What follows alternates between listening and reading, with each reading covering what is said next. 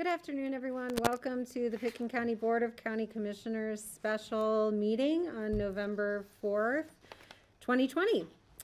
We will be discussing the ASE vision recommendations, and I will turn it over to our chair, Steve Child, to run. Bless you.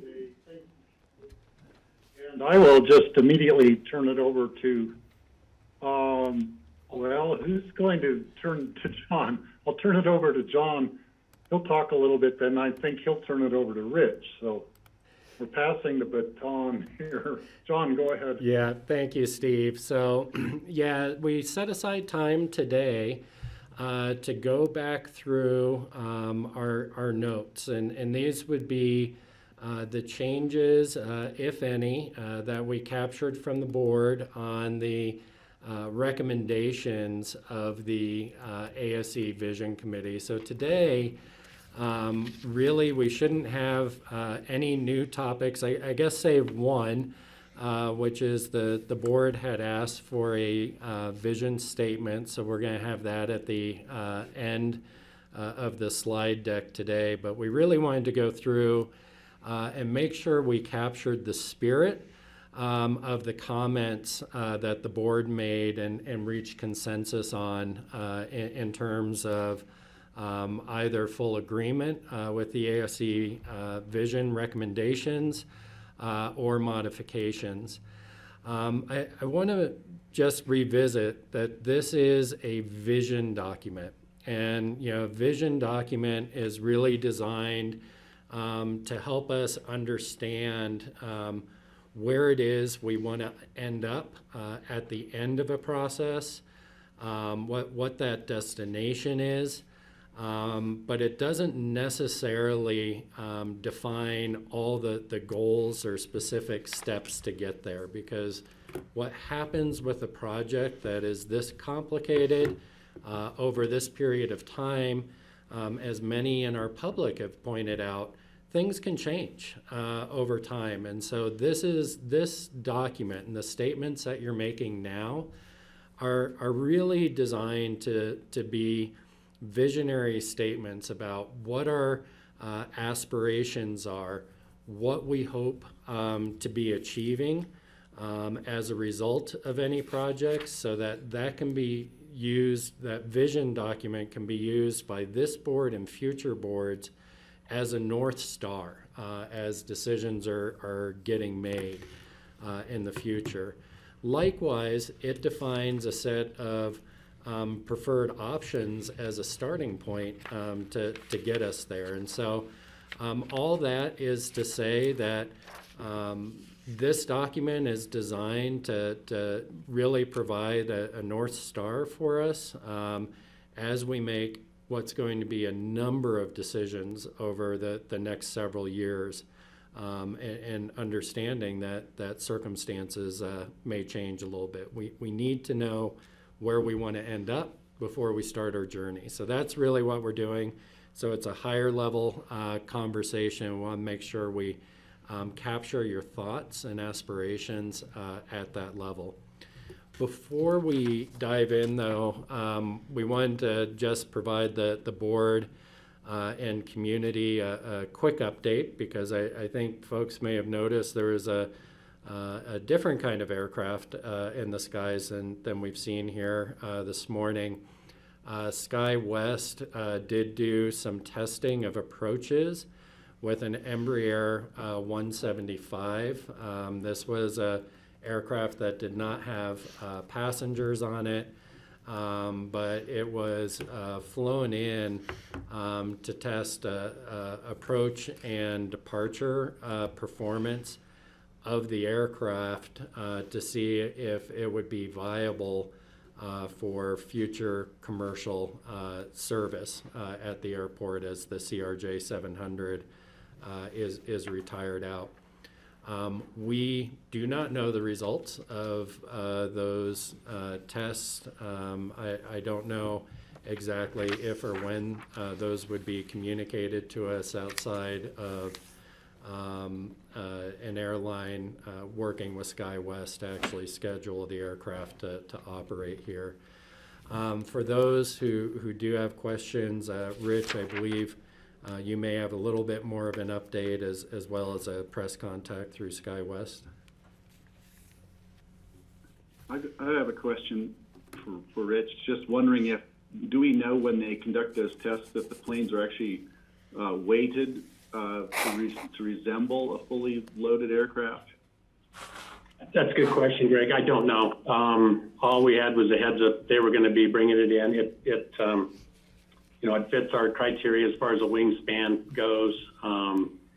I know they did a couple of high missed approaches and a couple of Bach approaches. They landed twice, took off twice, refueled. So I don't know that there was weight on it for this test or not. So we can certainly, I'm hoping we'll get a little more information from them.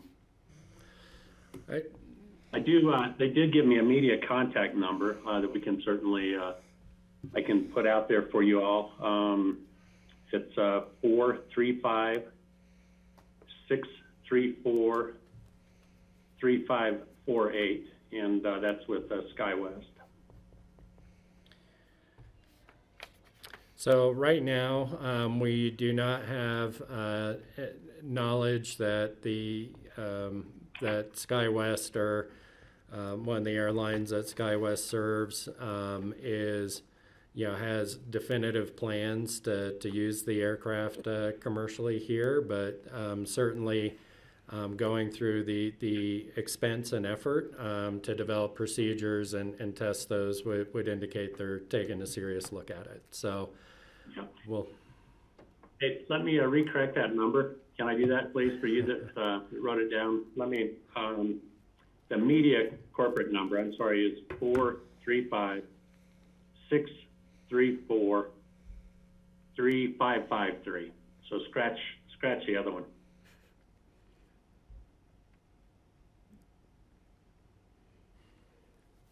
Steve? Greg? I think it'd be good to note that the Embraer is on our list it's on the schedule that we've all been considering of aircraft that will actually be able to fly into the airport as it is currently configured. But also that it's a higher noise level in the way they do their objective tests, and it's also a dirtier aircraft in terms of carbon emissions or pollutants. And I think that's important that the public understand this, that if this is a likely candidate to be flying in here, is that if we do nothing with the airport, or is it if we do something to the airport, or in any event, this is a likely aircraft to fly in here, whether or not the CRJ goes away. I think it would be good to make sure the public understands that this is a candidate for regular air service to Aspen, possibly. I guess we'll learn more about how serious they are.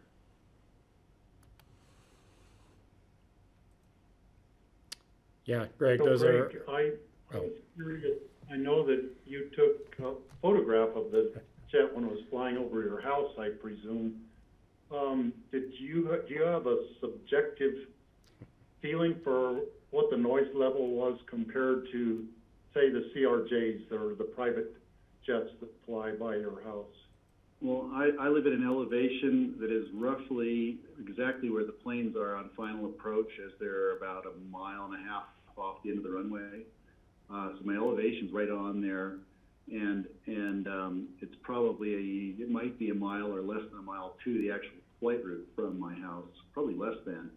And so when I heard it, the air was really very still this morning, and it was loud. And it actually got my attention. I went out and saw it and thought, that's different, it's big and it's different. And so I took some photographs, which I forwarded to John and Rich, photographs and videos. But then also I have to say, because the air was so still, even the single engine aircraft taking off were louder than usual. And a CRJ came in and left during the time I was walking the dog with my video, my camera out. And it was loud as well. So I don't, but I was struck by how loud the plane was, but then compared to the other ones, they were loud too. But I think that if you told me this plane was significantly louder than the other commercial aircraft flying in, I would believe you. From what I heard, because I could hear them taking off again on their touch and goes or their aborts, and it was loud. And when they flew out and around over Capitol and Mount Daly on their big circle out, it was quite loud. But atmospheric conditions could certainly play a role in that. So subjectively, it seems louder, but I wouldn't. It's all anecdotal. I wouldn't make any conclusions from that, but I would certainly look to the data that's been given regarding the noise levels on that aircraft. I would just add, Ann, that we do have our noise monitor active. We have the tail number of the aircraft, so we'll be able to do some comparisons based on that. And to Greg's point, there's a lot of things that can affect noise and that sort of thing, but we should have some back-to-back comparisons with a very small sample size, but we'll be able to provide that data.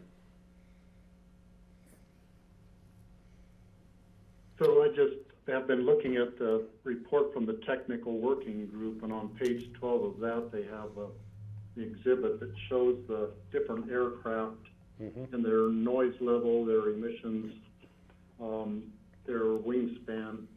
And they do have two Embraer 175s on here. One has a wingspan slightly over 101 feet, and it's actually quite a bit quieter than the one that has the wingspan that's the 94 feet. So I don't know what the difference is between those here on the chart, but maybe it's they have different ways they can configure the 175s depending on what kind of engine they have in it and that sort of thing.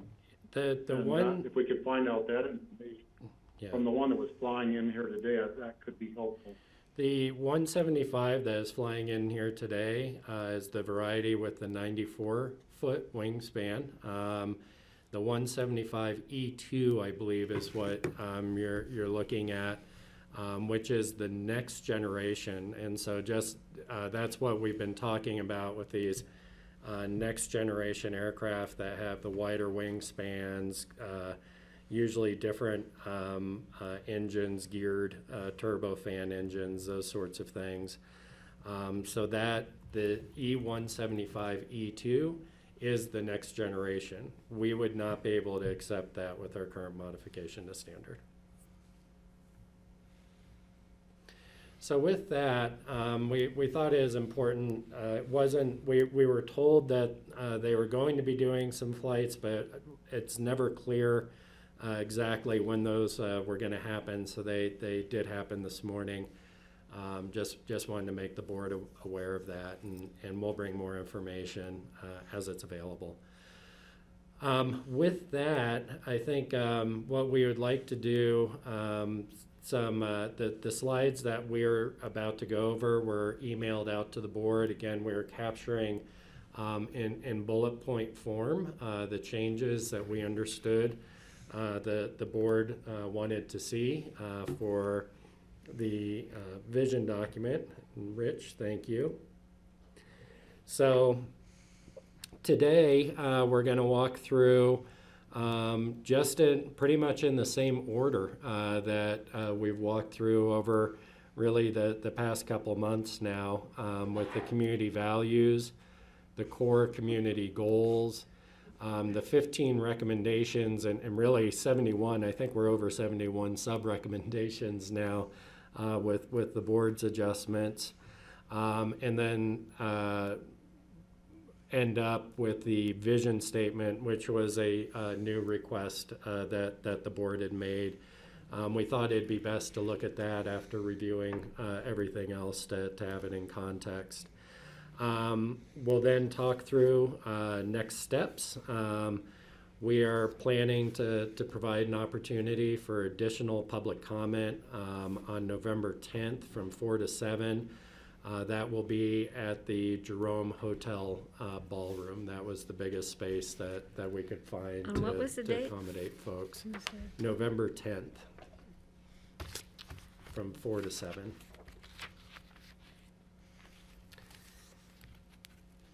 And then we will, based on any further conversations, based on that public comment, have a resolution adopting a final board vision statement. So with that, I think we would like to dive in, and Rich, I think I am going to turn it over to you and GR, who have really been behind the scenes trying to keep all this information straight. Thank you. Thank you, John. Rich Engelhardt, Deputy County Manager. Yeah, we're going to go through each of these topics like John had mentioned. We're not bringing up all of the bullet points because there were very few that were changed, and if they were, we'll capture them in these discussions here. But the goal is, as soon as we've confirmed this with you or done made any additions or adjustments, our goal is to get that in a Word document out that has all of it in a strike through, so that you've got it. You'll be able to see those additions, changes, and then that's what we'll put out to the public, that they can see it, and so that they've got something to comment on whenever you do have your public comment period. So this is just a one last go through with you to make sure that we're all on the same page. Keep in mind, there's just, a number of bullet points under these, but there was a ton of dialogue on each of these, and you guys had asked for extra information, clarification. If there were major changes, we made those. If there are minor tweaks, we got those in. We had some additional comments that were just made that really didn't change the context of it all. But we tried to capture all we could on this. So please let us know. I mean, if there's something that is a group that we really just missed, let us know. But so we'll start at the top. As John had mentioned, we had the community values. And with that, there were a couple of additions. One, you had asked that you add water quality to the environmental responsibility section. So there was a section, as you recall, that had the environmental responsibility. So what was missing was water quality, and the board agreed to give us direction to include that. And then under the economic vitality change, where it used to read adaptable to economic sustainability of our resort, the board had asked that the resort be changed to community. So we'll read adaptable to the economic sustainability of our community. And with that, those were really the tweaks to the values themselves. And we had a thumbs up from all of you on that. So if it helps to pause after each of these, if there's anything else, and Steve, I don't know if you want to do one final thumbs up or how you want us to move forward.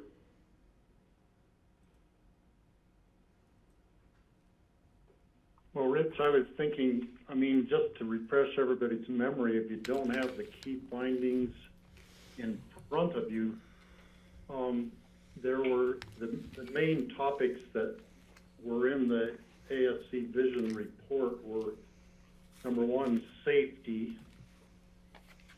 Number two, the airport community character and our economy. The third was airport connectivity.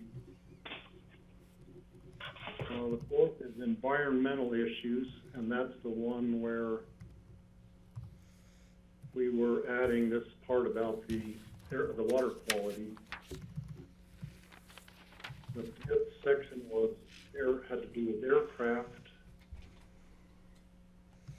The sixth had to do with airport decision making. The seventh has to do with airport service level and existing flight operations. The eighth had to do with funding for airport operations and improvements. The ninth was core issues facing the airport.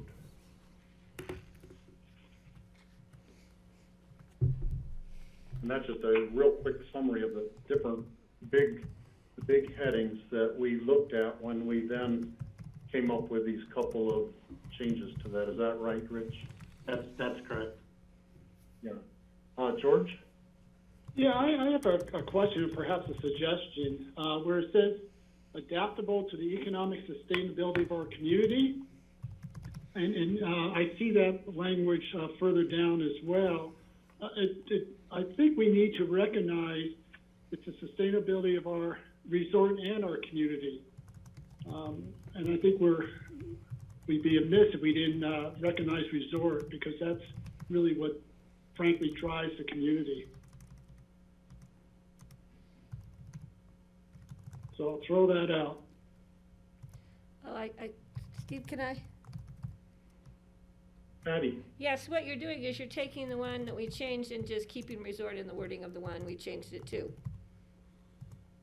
Because the one above was adaptability. Oh, you know, adaptability two, right, or combining those two, there's always this balance, right? This discussion, are we resort, or are we a community? And we're both, frankly, right?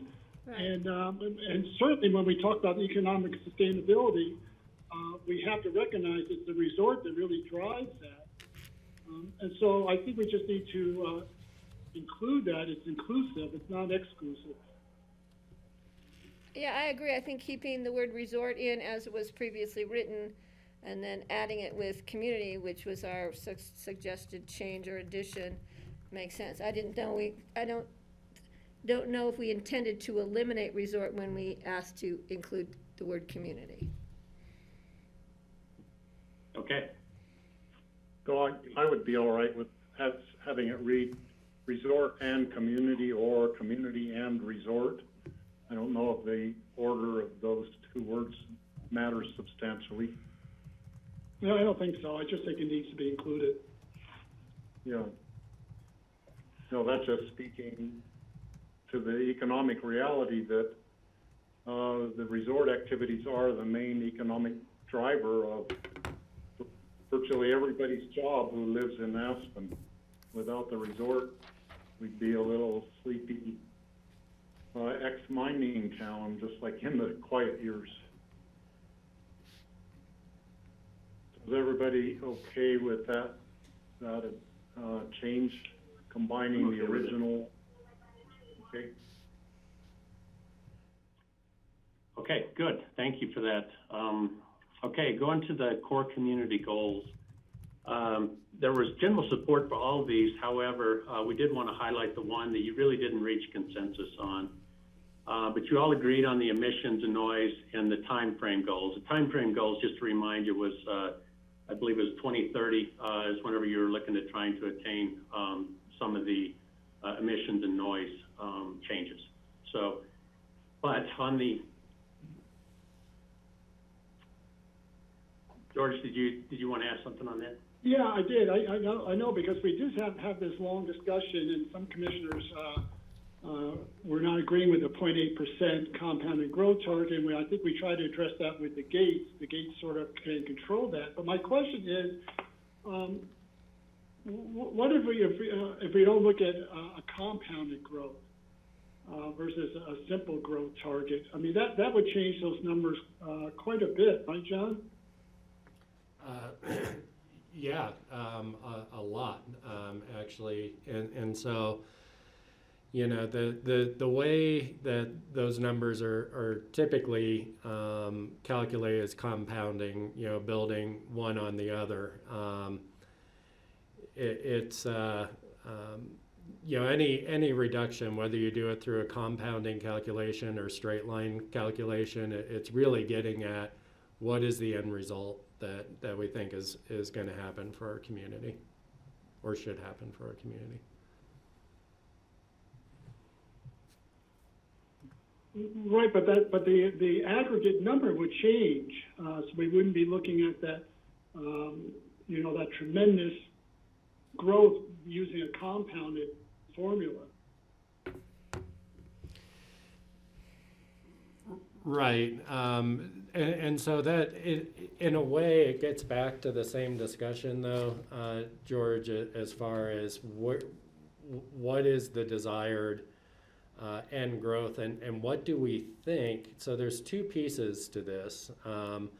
One, you're trying to build infrastructure to accommodate the growth that is going to happen in the community, and you're trying to ensure that the infrastructure you build doesn't drive growth that you don't want to see in the community. And so, you know, on one hand, you're setting that overall goal, and so it is expressed right now as compounding. So if you wanted that to be a lower number at the end of the day, you would either reduce the compounding percentage, or you could keep the existing percentage as a straight line, which would accomplish possibly the same thing. It really is dependent on where you want to end up with the project. I'm not sure I'm Okay, helping you here. Well, I just pose that as a way to perhaps look at it a little bit differently. But as you said, the end goal is to determine an infrastructure that will accommodate but not allow for excessive needs. Kelly, did you have your hand up? Yeah, thanks. Yeah, I would just note that that number, my understanding of it was looking at the past trend and applying, just carrying that into the future as like a, you know, this is what our growth has been and will continue along that lines. And that there was concern if, you know, one of the sticking points was, well, do we want to flatten that rather than continue along the same trajectory? And then the other sticking point was, well, if we rely on that number and agree to it, can we achieve it in our decisions? And that was where, when we started talking about gates, et cetera, it became clear that we couldn't, you know, because the blunt instrument didn't fit the fine target. So those are the two, I think, points of distinction that, you know, my understanding was that the majority of the board was okay with continuing what we've been experiencing. But I know Greg had some more concern about whether we should be trying to flatten that rate or not. Greg? Yeah, thanks, Kelly. Thanks for summing that up. That's accurate. I think that we can maybe put less emphasis on that exact number, the 0.8%. And really the way that I thought we had done this was saying we're going to start with 6 gates. We're going to build a terminal that can handle 6.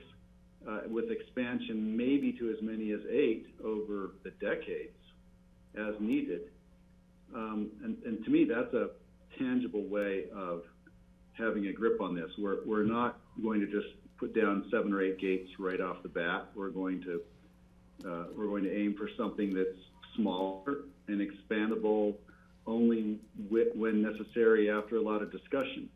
And that made me feel a lot more comfortable. You know, I think, you know, as they always say, if you build it, they will come. And if we create an airport with a ton of capacity, somebody's going to come up with a great entrepreneurial scheme to fill it up. And that's just how it works. So I do think this could work as a growth generator or as a growth inhibitor, depending on how we approach it. So I was satisfied when we talked about starting at 6 gates because that was beneath the threshold that had been discussed earlier. And so we do have that coming up. You're absolutely correct. You know, and that was kind of defined on this goal. I wonder if what I'm hearing here is that the goal needs to be stated a little bit more broadly. So instead of targeting the 0.8, that the airport should be sized to accommodate employments consistent with the you know, managed growth of the community, or because I don't think the concern is the people on the airport that I'm hearing. I think the concern is how it relates to the overall growth in the community. So I think we need to answer that. And if your goal is to scale the development of the airport to what the growth management targets of the community are, which I think is what you're trying to figure out with the gates, maybe we reword it to that instead of a 0.8.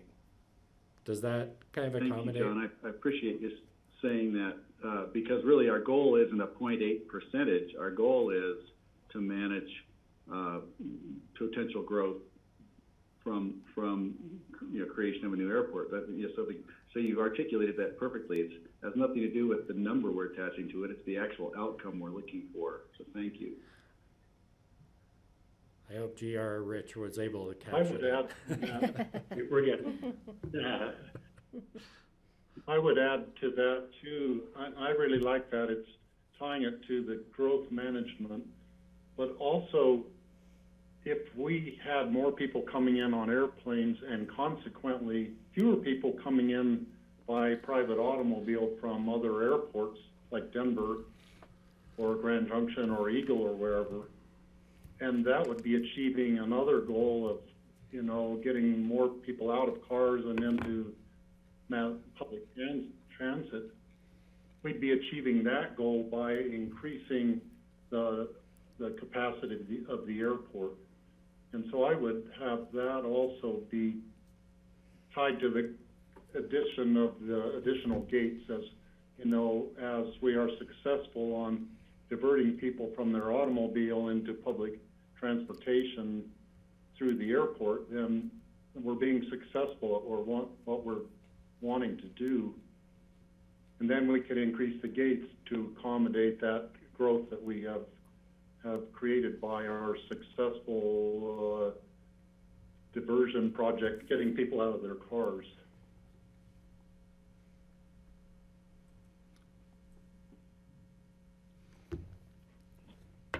Okay, so I'm hearing consensus, we'll change that to size our gates and terminals to accommodate employments consistent with community growth.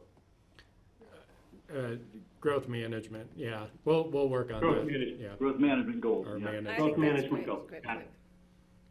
it. And Steve, Okay, real quick. Yeah, Patty. Yeah, and I think the last bullet point is also critically important, that we need to be doing this as a community, not just as the county.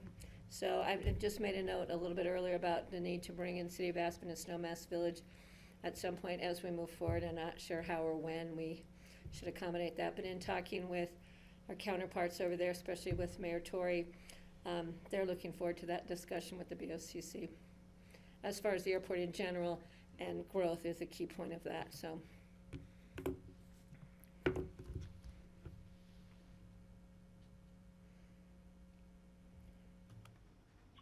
okay, we good there, Steve?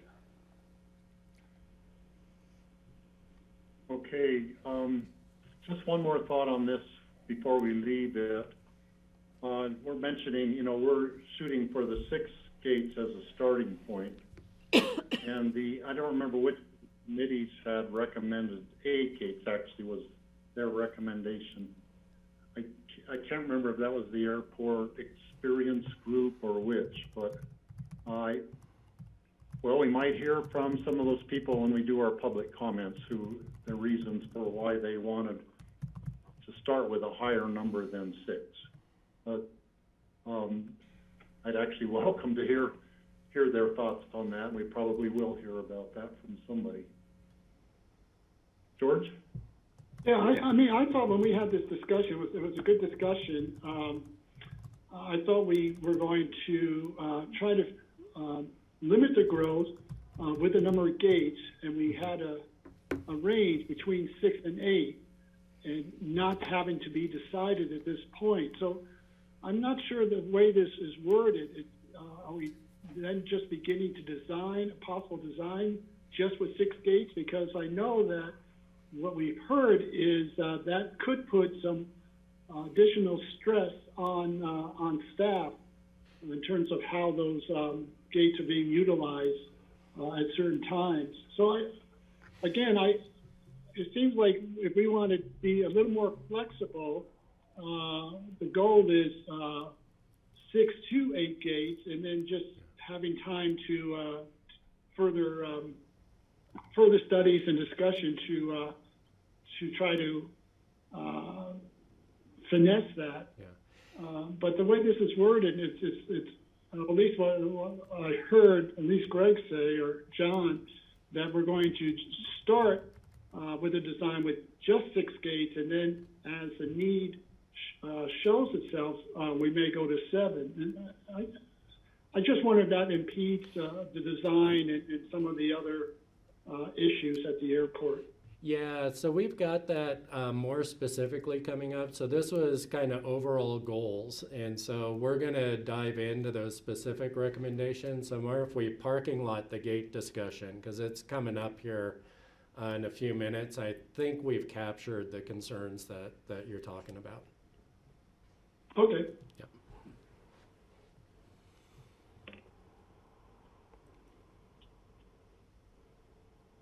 So, Rich, I think we're good to move on to the next page. Okay. Okay, so now we'll start through the 15 recommendations, and we just wanted to show this as an overall, kind of the decisions that were made on each of those goals. As you can see, some of them were approved as written, so there were no changes to them. A lot of dialogue, but really no changes to them. Some were approved with either an addition or additions. And then there was a couple that were modified, and we'll get into that. And just like John was talking, the provide 7 gates, we do know was modified. So we'll start down through each of those now. So goal 1 was maximize the safety of our airport. And those bullet points you all agreed with, that safety was utmost importance to the board, and you approved those as written. I don't know if you want to, Steve, if you want to comment on any of that or not. It was pretty straightforward. Just a couple of bullet points on it. Yeah, I don't, unless somebody wants to bring up something, the stuff that we flagged for changes. Yeah. Okay. Goal number 2, Yeah, go ahead. There was quite a bit on there on the sustainability of our airport, and it was approved with a number of additions. As you can see, there was certainly a request to pursue other fuel options as they became available as an aspirational goal. To optimize the on-site renewable energy generation with regards to aesthetics, that was important to the board. And then under that were kind of these bullet points, is to pursue all options, including solar, geothermal, et cetera, for the facilities. Both on-site and community-wide tie decisions to the climate action plan was a suggestion. Create a balance between the solar panels and the need to have open space. And in a couple of the goals, you'll see it wasn't just to get to net zero, but it was to strive for carbon neutral and free. So those were under the renewable generation portion of it. When we got to establishing the air quality, there was an agreement to have baseline and mitigation strategies. There was a request to bring in air quality specialists whenever we start this process. That was captured. Off-site mitigation should be considered if emission reductions can be achieved. And then on the emphasis of the public transportation and commercial flights as a first choice of solutions. Again, and this lined up with the recommendations from the board, as well as from the visioning committee. And then the last one was to ensure we include everything: water, recycling, operational opportunities, including food packaging, with an effort to eliminate single-use items, et cetera. So certainly open it up now for further comments on this.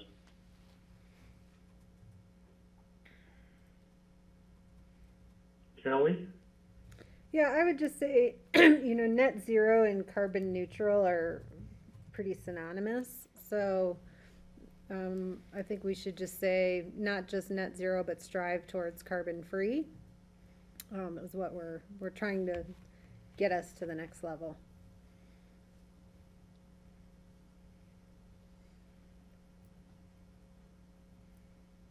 I agree.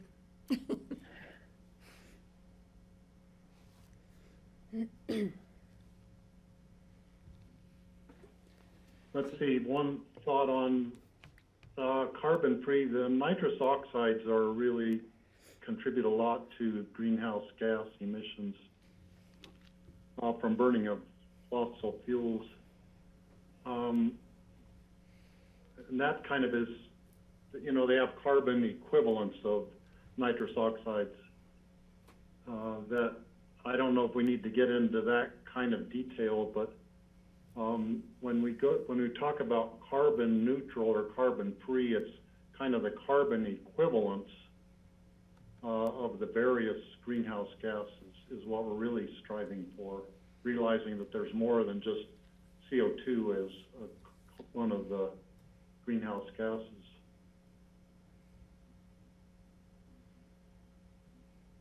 Maybe we would say greenhouse gas neutral.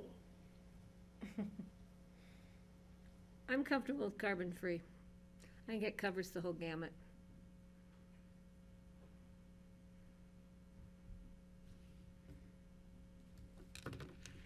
Greg? I think it's a good point, Steve. Just so we're clear, so we're not too ambiguous, I think it wouldn't be bad to talk about greenhouse gases in there. The thing that I was looking for here is regarding sustainability of the airport and airport operations. How do carbon offsets for actual flight operations fit into this goal? And this is just the place to be talking about that as part of our goals. It doesn't seem to fit in renewable energy generation under that bullet point. Other fuel options, it doesn't quite fit under that. Air quality baseline, it doesn't, I'm not sure it fits there. I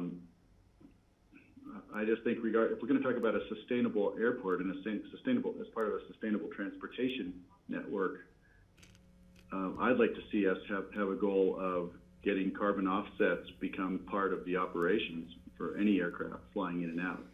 And I'm just wondering, is this the place to bring that up?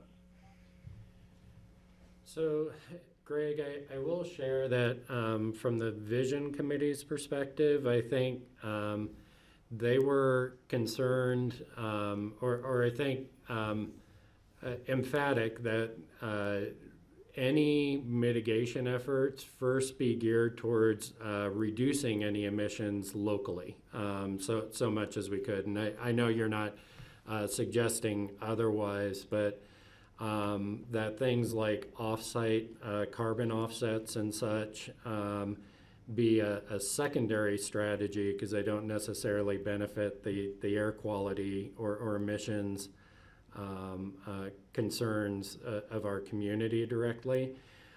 This isn't meant to be an exhaustive list, so if it's important that the offset kind of carbon offsets, which we're doing now to some degree, is an important option. I think it's okay to put it here. But I don't want anyone to walk away thinking this is necessarily the exhaustive or full list as we get into design. Other options may come available. Well, I think you make good sense there. I would say we could list it in this list as a secondary goal, which will have an effect on the operation of the airport and sustainability of the airport if it's effective. And list it as a secondary goal, and then your point's taken. But we could list it here without doing any harm, I think.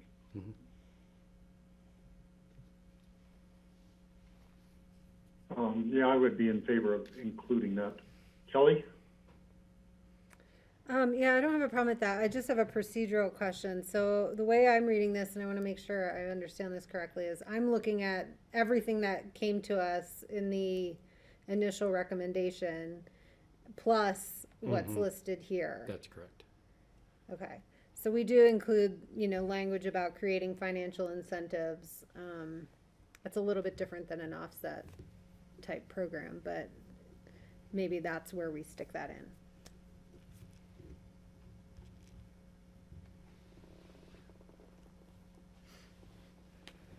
Good point, Kelly.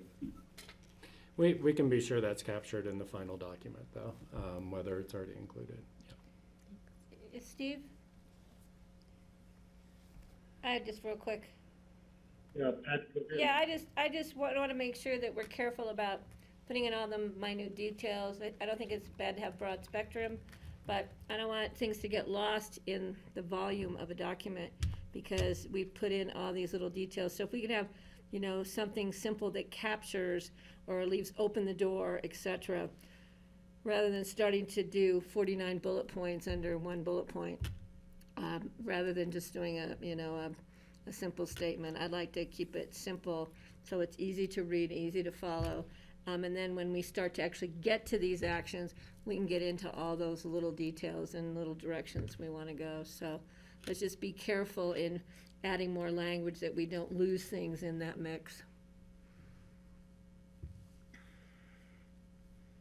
So, looking ahead, we do have under subheading B, it says implement carbon offset program. I think what, Greg, you're asking for is already in there. We don't have to add the wording elsewhere. It's like on the second page of the sustainability of the airport.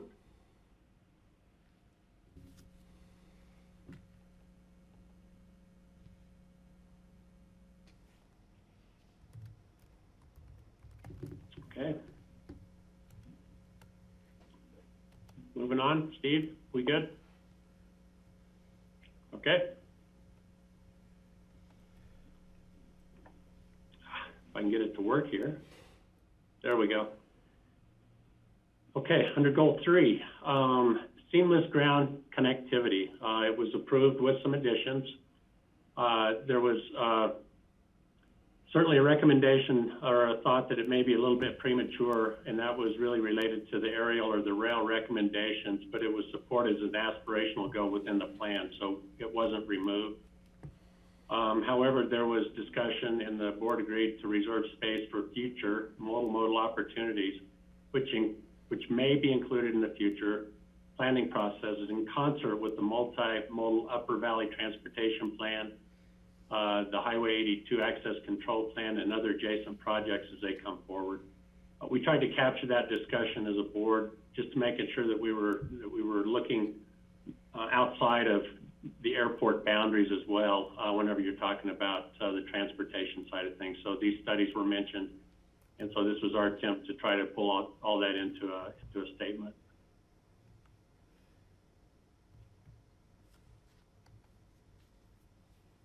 George? Yeah, you know, based on our recent EOTC meeting, we had this discussion in terms of aerial specifically. There was a consensus to take that off. I wonder, I think we should take this off, but or reword it that something you highlighted underneath reserving space for future multimodal, so that leaves sort of the gambit open. But I would take off that first line, the aerial or rail recommendations. I don't think that's needed. And again, there was a consensus that with the LTC planning document to remove aerial as a future work plan.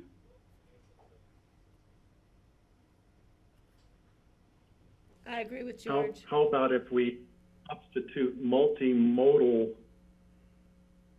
in place of aerial and rail connection or rail connections? So it leaves a wide variety of options open, just like we did in the EOTC. Right, and that's stated in the next little bullet point. Yeah, I think multimodal captures it all. It means future multimodal, which could be anything. Flying cars and jet taxis. I would support just getting rid of that first, the top sentence. First of all, aerial is misspelled, so I get hung up on that. But once I get past that, I realize we could just lose the first sentence. George is right. If it just begins with reserve space for future multimodal opportunities, I think that sums Ariel's it up. like the princess. Maybe that was meant to be. It was misspelled. My bad. Sorry about that. Been watching Disney movies. I guess so, yeah. Oh, you meant I got Ariel. granddaughters. Sounds like a girl movie character, Ariel. So I would agree, just eliminate that first sentence and make the new bullet point about reserving the space be our main point and our only point that we have there. Sounds good to me. Okay. Sounds like we have consensus there, so we'll go to number 4. The goal was to improve airline service reliability, and it was approved with additions. And there was a lot of discussion when you were talking about safety and airline service reliability that tied to goal number 1. And we just noted that there were a lot of similar goals within those. Second bullet point was to support discussions with FAA on options to achieve increased separation between aircraft operations for increased safety. It was a desire to have that conversation.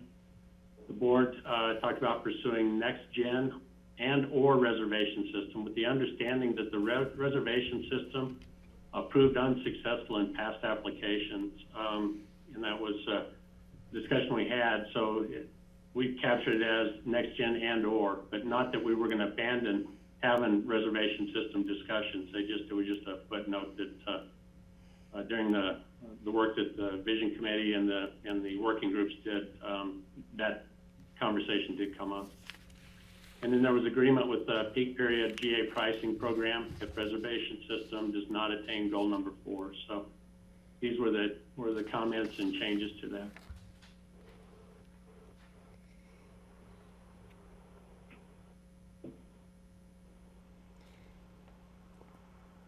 I have a question.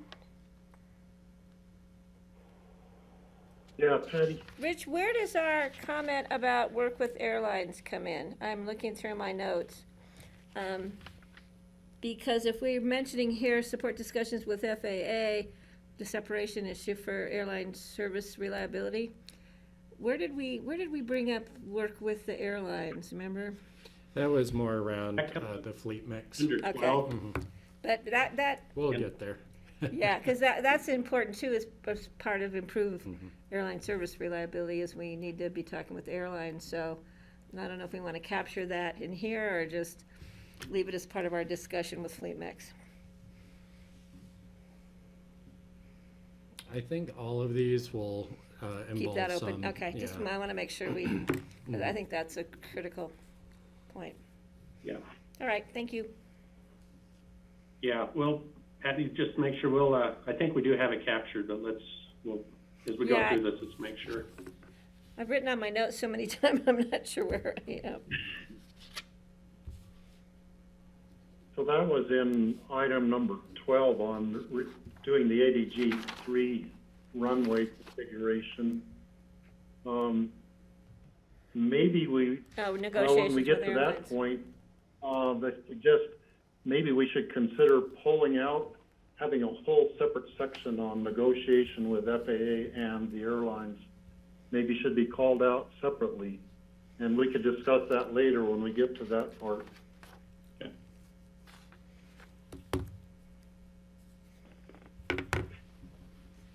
Okay, are we good with goal 4? I'm good with it, but I really appreciate what Steve just said, and I think we should certainly consider that there's an FAA negotiation section in light of all the questions that have come up recently.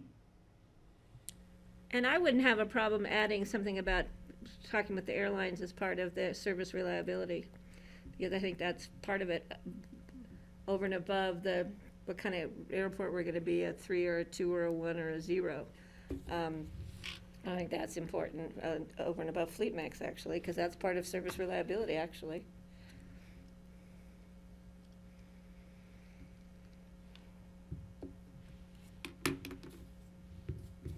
Okay, I think, Kelly? Yeah, I mean, I think conversations with FAA undergird a lot of this, so it's hard for me to see that as a separate, like, visionary element. So I don't know, I think it does make more sense to maybe call that out where it's appropriate in these vision goals, but you know, it's sort of like our conversation about the FBO, you know, like how do we leverage our relationship with the FBO? You know, that is perhaps more of a strategy than like a visionary goal. So it just doesn't make sense to me to stick that in here as a separate goal. It's more like a way to achieve the It's like a vision tactic. rather than the vision. Yeah.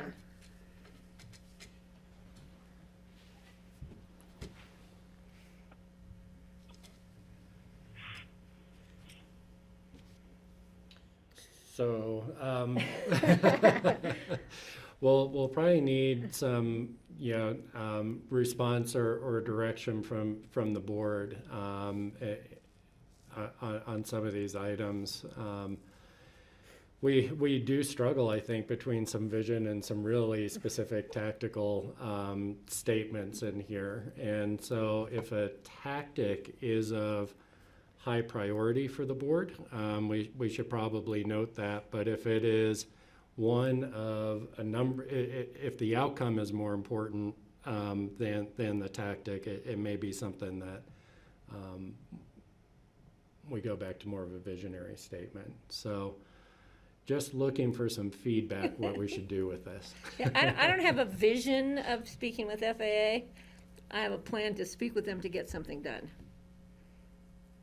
I mean, it's not saying something I have. Yeah, and I mean, I think these tactics can change, like maybe it ends up being a congressional request, you know, so that's why I just think we should pull that in, but not let it hang out there. Maybe the way to deal with it is to recognize that as a body that regulates the airport, the FAA is going to be a stakeholder, an authoritative stakeholder in almost all of these conversations. And this is really laying out where you want to be with those.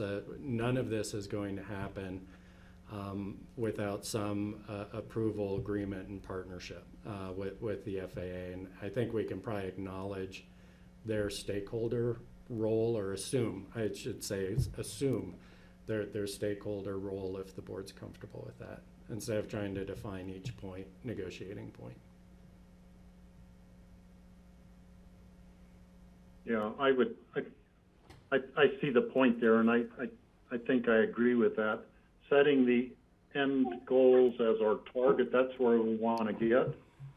There's probably 5 different ways we can get there, and we don't need to decide right now which of the 5. Maybe we try one, it doesn't work, then you try something else. When it gets down to actually implementing or negotiating or whatever. So setting the end goals in the vision statement, I think, is the critical part. I'll agree with that. I appreciate the conversation.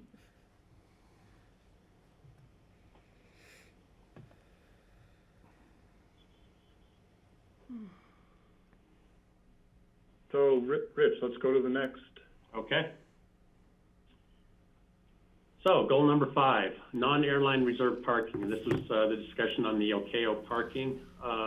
Board said you prefer a phased incremental approach to construction build out with space reservations as shown as part of the airport layout plan.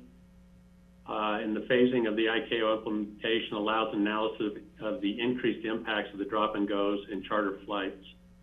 And the goals are tied to number 13, leaving the runway where it is. So there was a lot of discussion on just incrementally looking at the ACAO, working with the FBO, and then just seeing that truly if the impacts of the drop and goes do increase with lack of parking. So I believe we captured everything you wanted there. There was support to implement the type of parking. I think John pointed out the picture that we had shown you wasn't how it would be. We would work on what that could look like with the FBO and the private jet owners. So.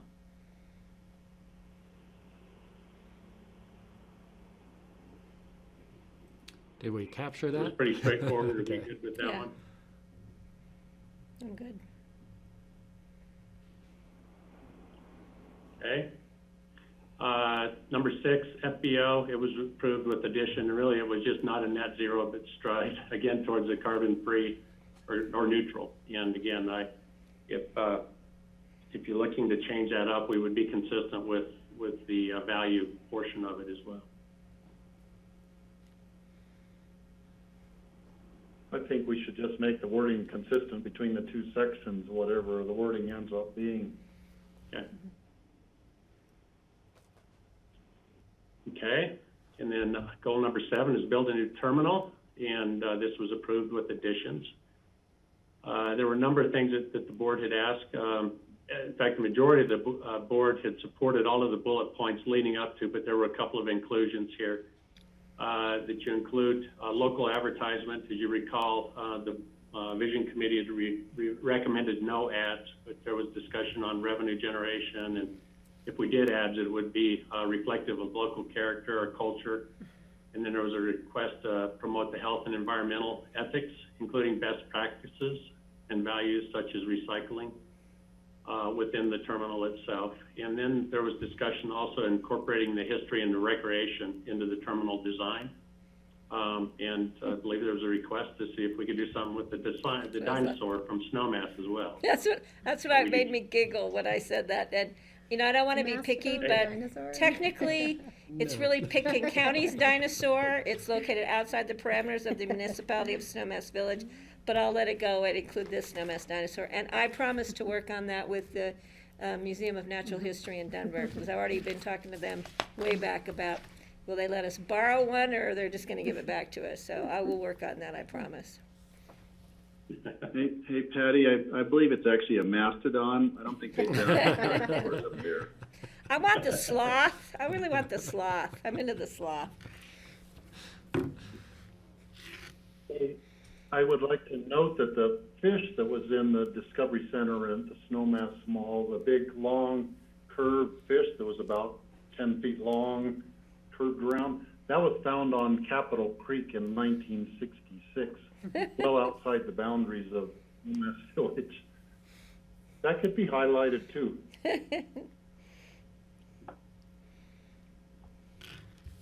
Okay.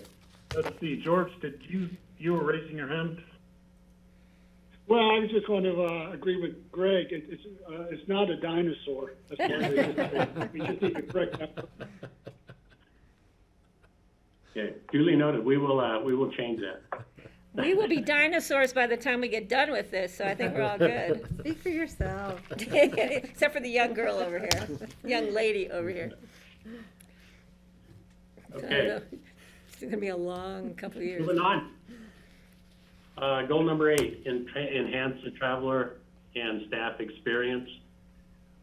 You agreed with all the bullet points, but just added a change to one, and that was with the develop coordinating strategy for greeting and delivering visitors to Aspen whose flights are diverted or end up arriving, and you had added that you'd like to have and departing by ground transportation after the airport's closed. I will note that ACRA does a lot of this. We went back and revisited discussions with them, with the local staff here and the airport. We've also put in place provisions for these flights that are altered through weather conditions. So we've already got a jump on this one, and I think we're set up pretty well to be able to do that. But you did add a departing in here, so this one was really pretty straightforward.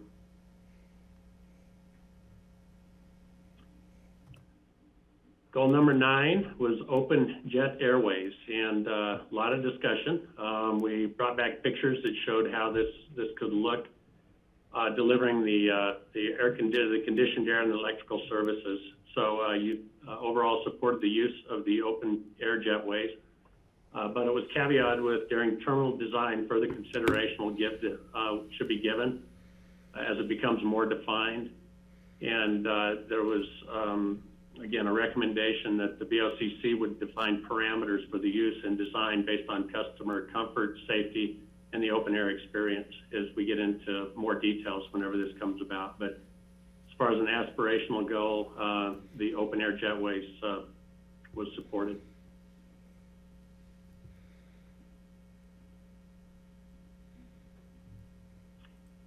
And now we hit the first one that has actually been modified, and this gets to the discussion we were having on employment growth of the 0.8 and the board's desire to start at a more conservative level. So goal number 10 has been changed. You can see that we changed the 7 to a 6. It says provide 6 gates with comfortable waiting spaces.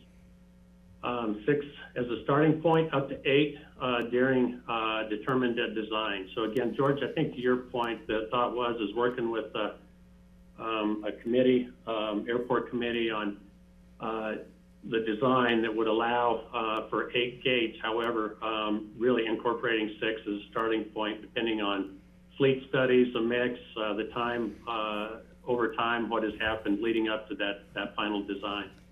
So I think we've captured that here, and certainly would open this up for more comment. Greg? Yeah, while we're having this discussion, and after the last time, just moments ago, I was looking at one of the letters we received that was really focused on how they arrived at 7 gates. I think Barry Vaughn wrote a pretty thorough letter and said it was really driven by airport staffing and the amount of time and the crunch time they have when they have a lot of flights come in. And so there are considerations that I think should be we need to look to, and that'll all come in the design phase. So I'm very happy with this, how we have it stated. I think being conservative at 6 is a perfectly fine place to start, knowing that maybe 7 or 8 makes more sense for other reasons. But as long as we're considering that lower number, it gives me confidence that we're going to look at the full range of options. So I'm comfortable with this, but I just wanted to draw that particular letter. I'm sure there are others because he went into such detail. So I'm okay with leaving it at 6 during the design phase if the amount of commercial air traffic has gotten back to our previous levels, and 6 gates would end up with having the airport, the terminal maxed out for 4 hours straight, with all 6 gates being used at the maximum capacity. The airline staff would be getting totally frazzled by that, and you'd have burnout, people quitting their jobs because it would be not sustainable. And this happens during the design phase. At that point, I would say, let's start with 7, but that decision could be made when we are at the design phase. We don't have to make it now. Kelly? Yeah, I mean, I would just point out, I fully respect and understand where Mr. Vaughn's concern and recommendations and how all that generated. I think, we have had to balance that against just other goals that we're trying to achieve and other problems that we're trying to mitigate and, related to what employment number we're comfortable with and those larger ramifications too. So it's just hard to, look at this and just through the lens of what that means for circulation at the immediate building, because we are also considering what that circulation in the larger community means as well.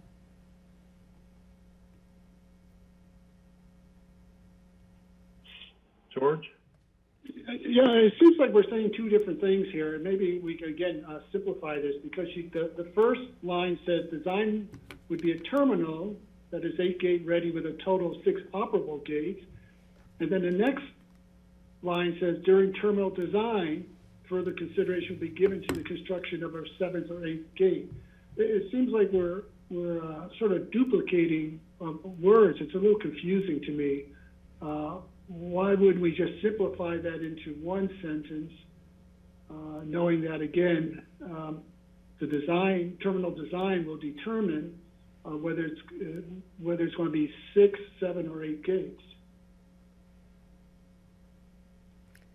Hey, George, if I could, Steve, the way I'm comfortable with this only because I think what we were thinking is the terminal design as opposed to the gate configuration itself. They're not 2 separate things, but we're going to design the terminal to accommodate larger numbers of people if there's queuing and holding, yet we're going to design it with, starting with 6 and make it expandable as necessary. But the terminal itself, the space in the terminal itself will already be there. The waiting areas will be able to accommodate larger numbers so they can social distance. For instance, say the pandemic or another pandemic comes along and we have to social distance. It actually kind of implies we're building a bigger holding space, somewhat separate from the number of gates. That's how I understand it. Does that make sense, John?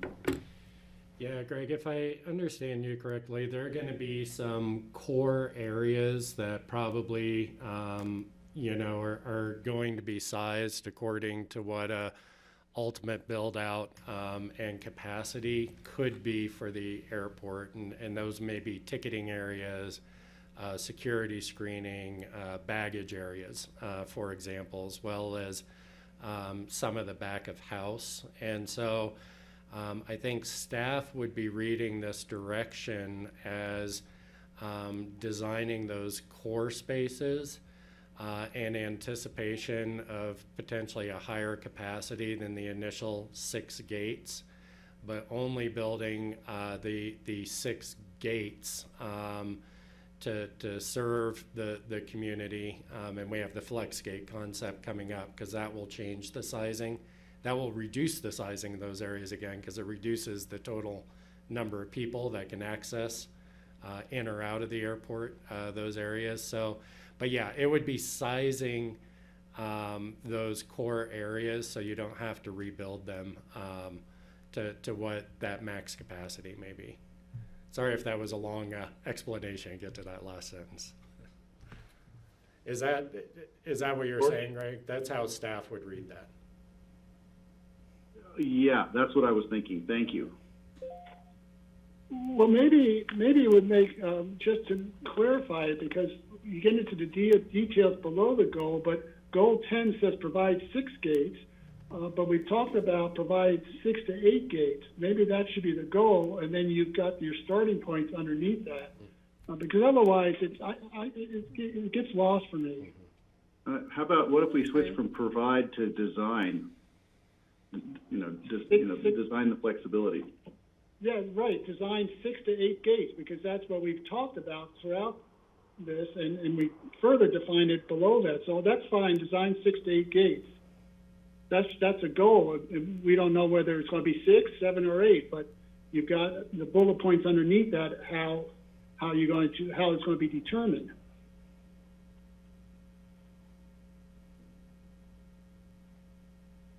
Kelly? Yeah, I'm fine to have it say provide 6 to 8. I do think we should just keep provide rather than design, because ultimately the end goal is that they will be put into use. And we're just getting very wordsmithy here. That's what we're here for.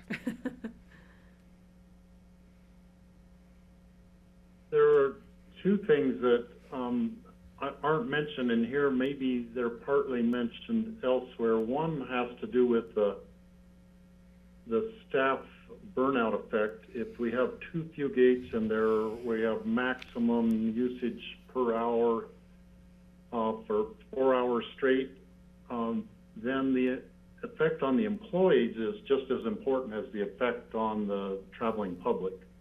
And I think that should be mentioned somewhere in our gate discussion.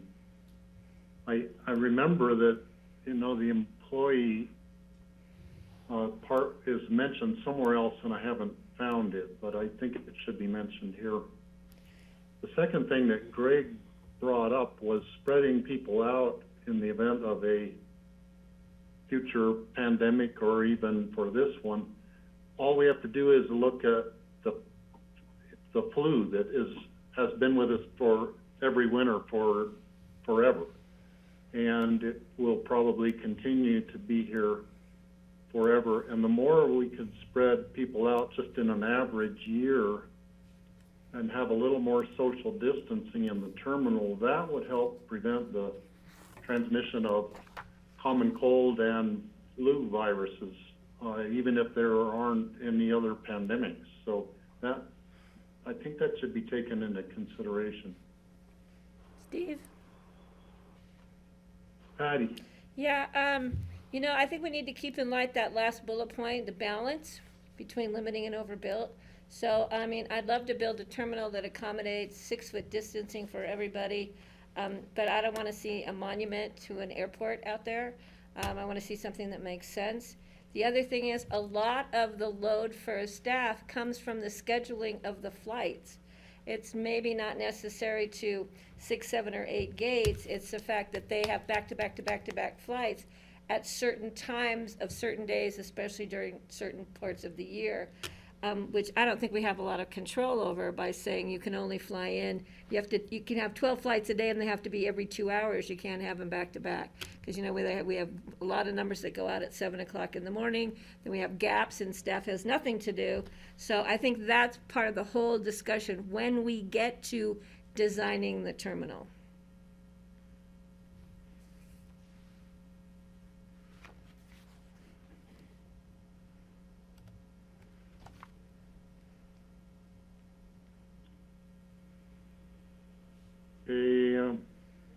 I think, I don't know, we've had some suggestions for wording changes, but we don't really have consensus at this point. Let's throw How it do back we to want Rich. to- Rich can take or John can take a stab at it, and we'll tell them if we like it or not. George? Well, I would just say, we could keep provide, and just say provide 6 to 8 gates. And then that covers that as the goal, and then you just keep the wording underneath it, that's fine. That works for me. We'll suggest what George suggested then. I would add the words in the very first paragraph. It says, improve the traveler experience. It doesn't mention the employee experience. And I think I would add that right there, just a 2-word, I don't know if you would say the employee work condition or some wording to that effect. Kelly? Yeah, I also just want to pull out some of the sub-bullets from the initial recommendation to confirm whether or not they continue to be included in here, since we're saying this one is modified. For example, we say permit an 8th gate only if approved by BOCC resolution or ordinance. I think we intend to keep that. Maybe we just say permit additional gates only if approved by BOCC resolution or ordinance. And then there was the point here of comfortable gate seating to accommodate every person on the aircraft. And Can we do that? you know, maybe comfortable gate seating with the goal of accommodating every person on the aircraft, but I don't know, Patty. So I'm not sure, Rich, if if those are gonna show up in the final or not. Those are key. Yeah, again, what we would do is include all of those bullet points that were not altered. But Kelly, we can certainly take a stab at that one as well. I think it makes sense to just say permit additional gates and not define how many, because the board may want to do it with 7 and 8. So that all makes sense. So we can take a look at that other line there. Okay. And Steve, it sounds like the employee, I do know that there were concerns that were raised in the experience working group about employee challenges, and so we can certainly include that in. And Rich, real quick, the language, and Kelly, the language that I had noted for, my concern about comfortable gate seating to accommodate every person was under regular operations, because that would mean if we had flight backups because of weather, are we accommodating 500 people? So it would be under the normal regular operations, that would be our goal. We can't necessarily accommodate for those days when we have flight delays and people are stuck coming and going. That would just something you do. That's even more so than building the church for Easter Sunday. So it was under regular operations. That wording should have been part of that language addition. I knew there was something. Thanks, Kelly. Yeah, point well taken, Patty. You go in any big airport, when they're maxed out, there are people sitting on the floor all over the place, sleeping against the wall and things like that. So that, I don't know, you wouldn't consider that comfortable seating, sitting on the floor, but people do it when they want to sit down and there are no seats available.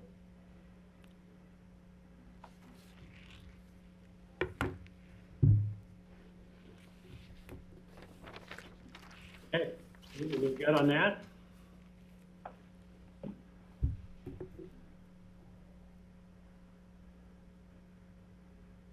So let's go to number 11.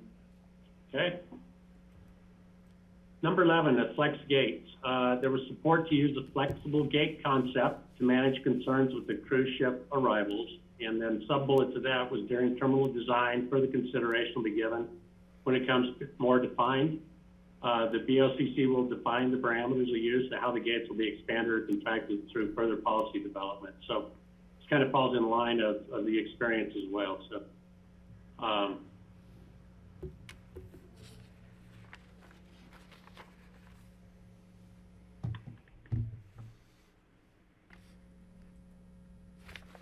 You good there? I'm good there. Okay. And then this was the one that took a lot of discussion and still may take some more. If I could interrupt. On the number 11, it mentions employee experience, and maybe that wording would be what could be used on number 10 also. Okay. Take a look at that, Steve. Thanks. Okay, number 12. This was staff's stab at kind of taking this on a little bit. So it was modified to read, reconfigure the airfield to accommodate 80 G3 aircraft with wingspans greater than 95. And it used to say as long as, and then we had negotiating with the airlines and also the FAA. Well, we've changed it to read, and again, please, if this doesn't hit the target, let us know. Once the county understands the aircraft likely to operate at ASE, the impact on community goals, and the ability to negotiate incentivized aircraft that meet community goals.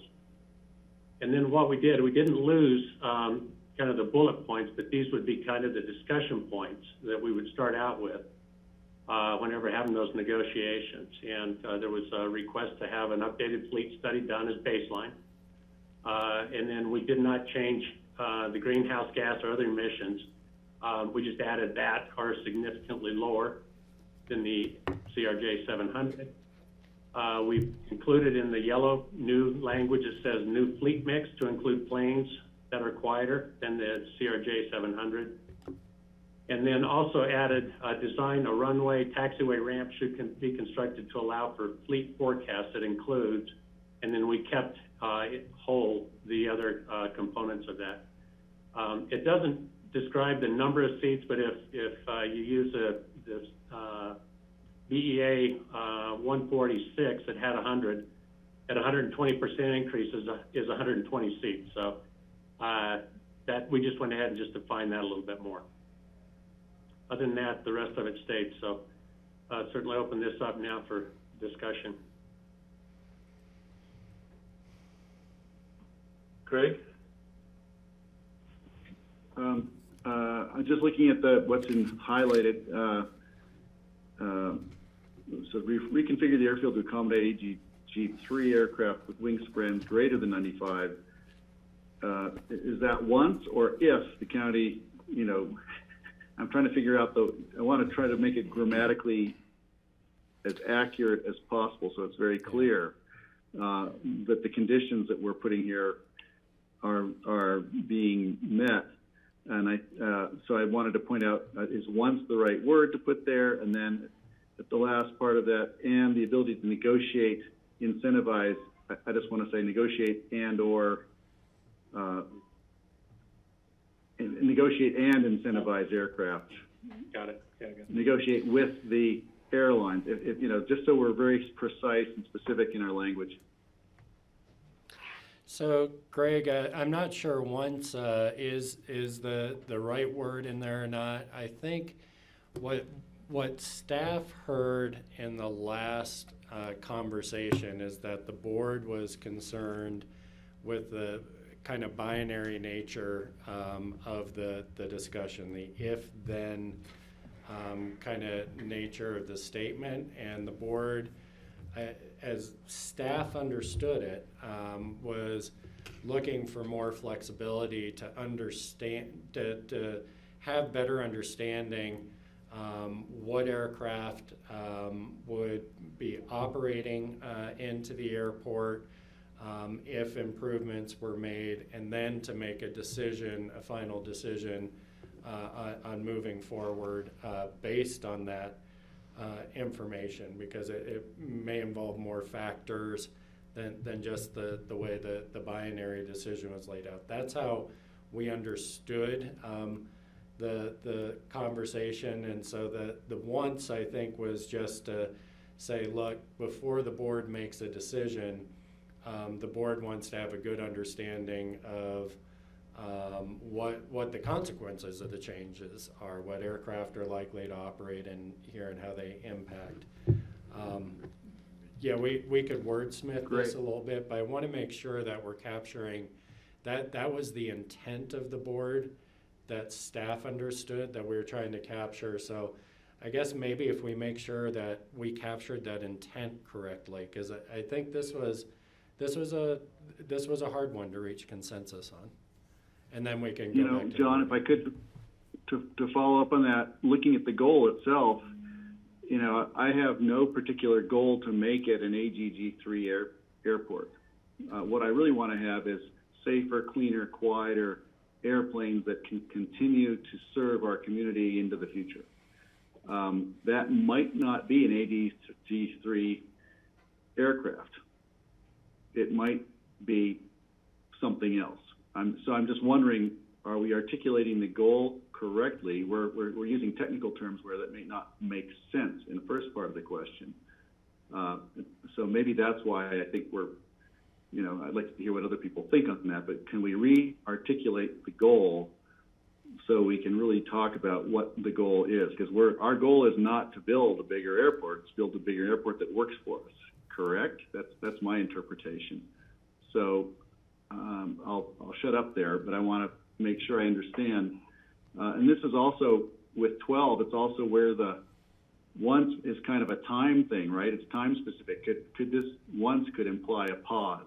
And as we all know, we're getting a deluge of letters and comments and videos and TV shows about pausing. And is that where this one, is that once an implication of that? So, George? Oh, sorry. George after one. Well, just to respond to Greg, I think or thought that the goal was to be able to address the next gen aircraft. If the next gen aircraft are going to be with wingspans greater than 95 feet, then we'll need to reconfigure the airfield to accommodate that. However, I think we can specify that it's really not the impact on community goals, it's the achievement on the community goals as been stated. Safety, reducing CO2, reducing noise, etc. I mean, and you're right, Greg, that could be ADG Class 2 or Class 3 airport, as long as we meet those goals, but we have to take into consideration that the next gen aircraft, what we understand currently, will be with wingspans greater than 95 feet.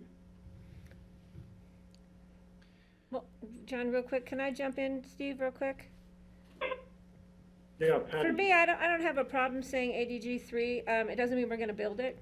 It means that that's what we might have to do, but it could be in the future, and it may well be in the future, that we can meet our community goals and all of this other stuff by not doing anything with the runway, because the next gen aircraft fit what we currently have. We don't know that. We don't know that today, tomorrow, and we're not going to get to that point for 5, 10, 8, 10 years out.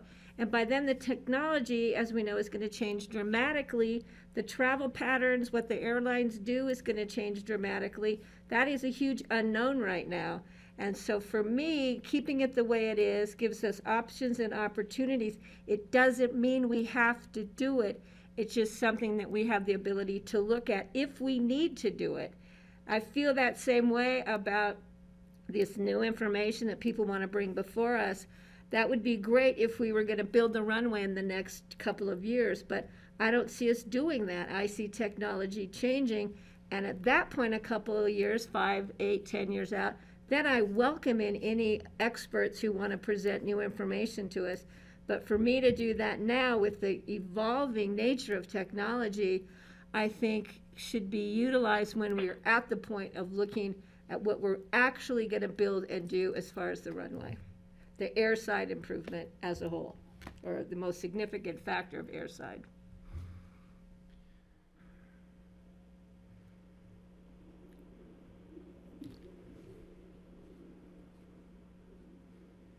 Kelly? Thanks. Greg, I appreciate your suggestion to refocus the goal on, the safest, cleanest aircraft. The unintended consequence that I'm unsure about is if we don't bind it with ADG 3, that has been what the bulk of the research and conversation has been around. I don't know if that means, does that mean we're considering ADG 4 because the cleanest, safest aircraft, require that. So I do think there is some bookending that helps avoid unintended consequences that for me are hard to see right now. But I do think it would make sense to maybe say something like reconfigure the airfield to accommodate the cleanest, safest aircraft, and fit ADG 3 in there somewhere. I think a sticking point for me on the language here is I don't want to just understand the landscape of information. I want to have, a decision point about have we been able to successfully negotiate the aircraft that will come here?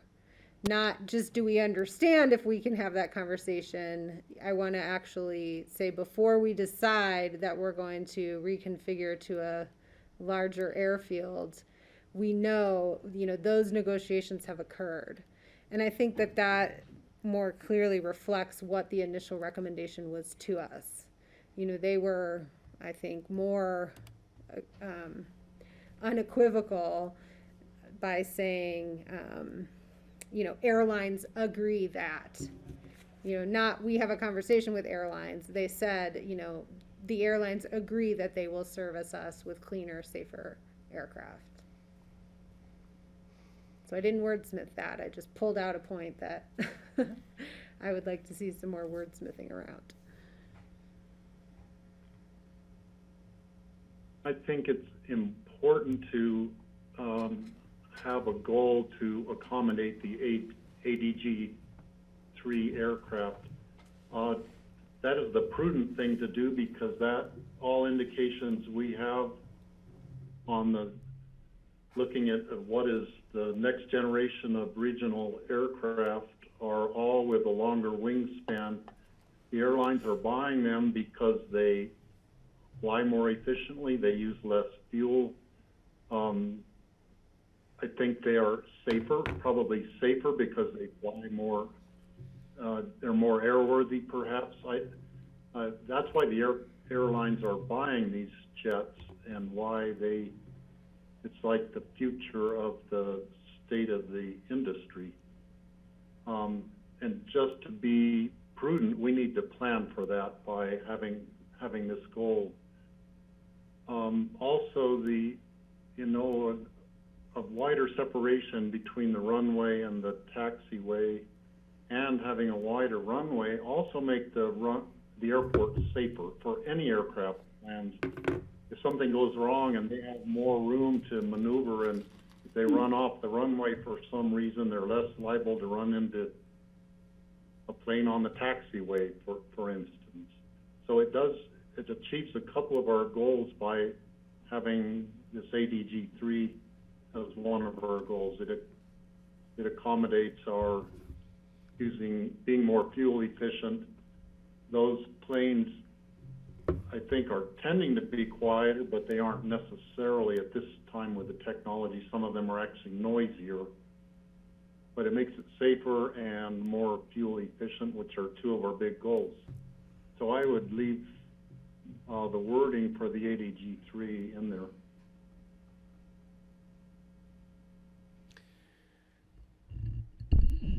So, couple things for the board to think about.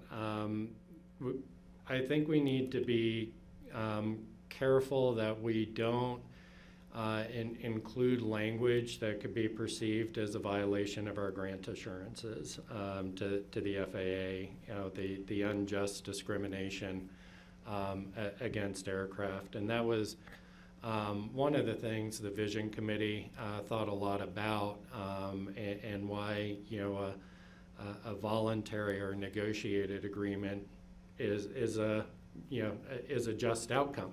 It's a justifiable outcome for the fleet mix.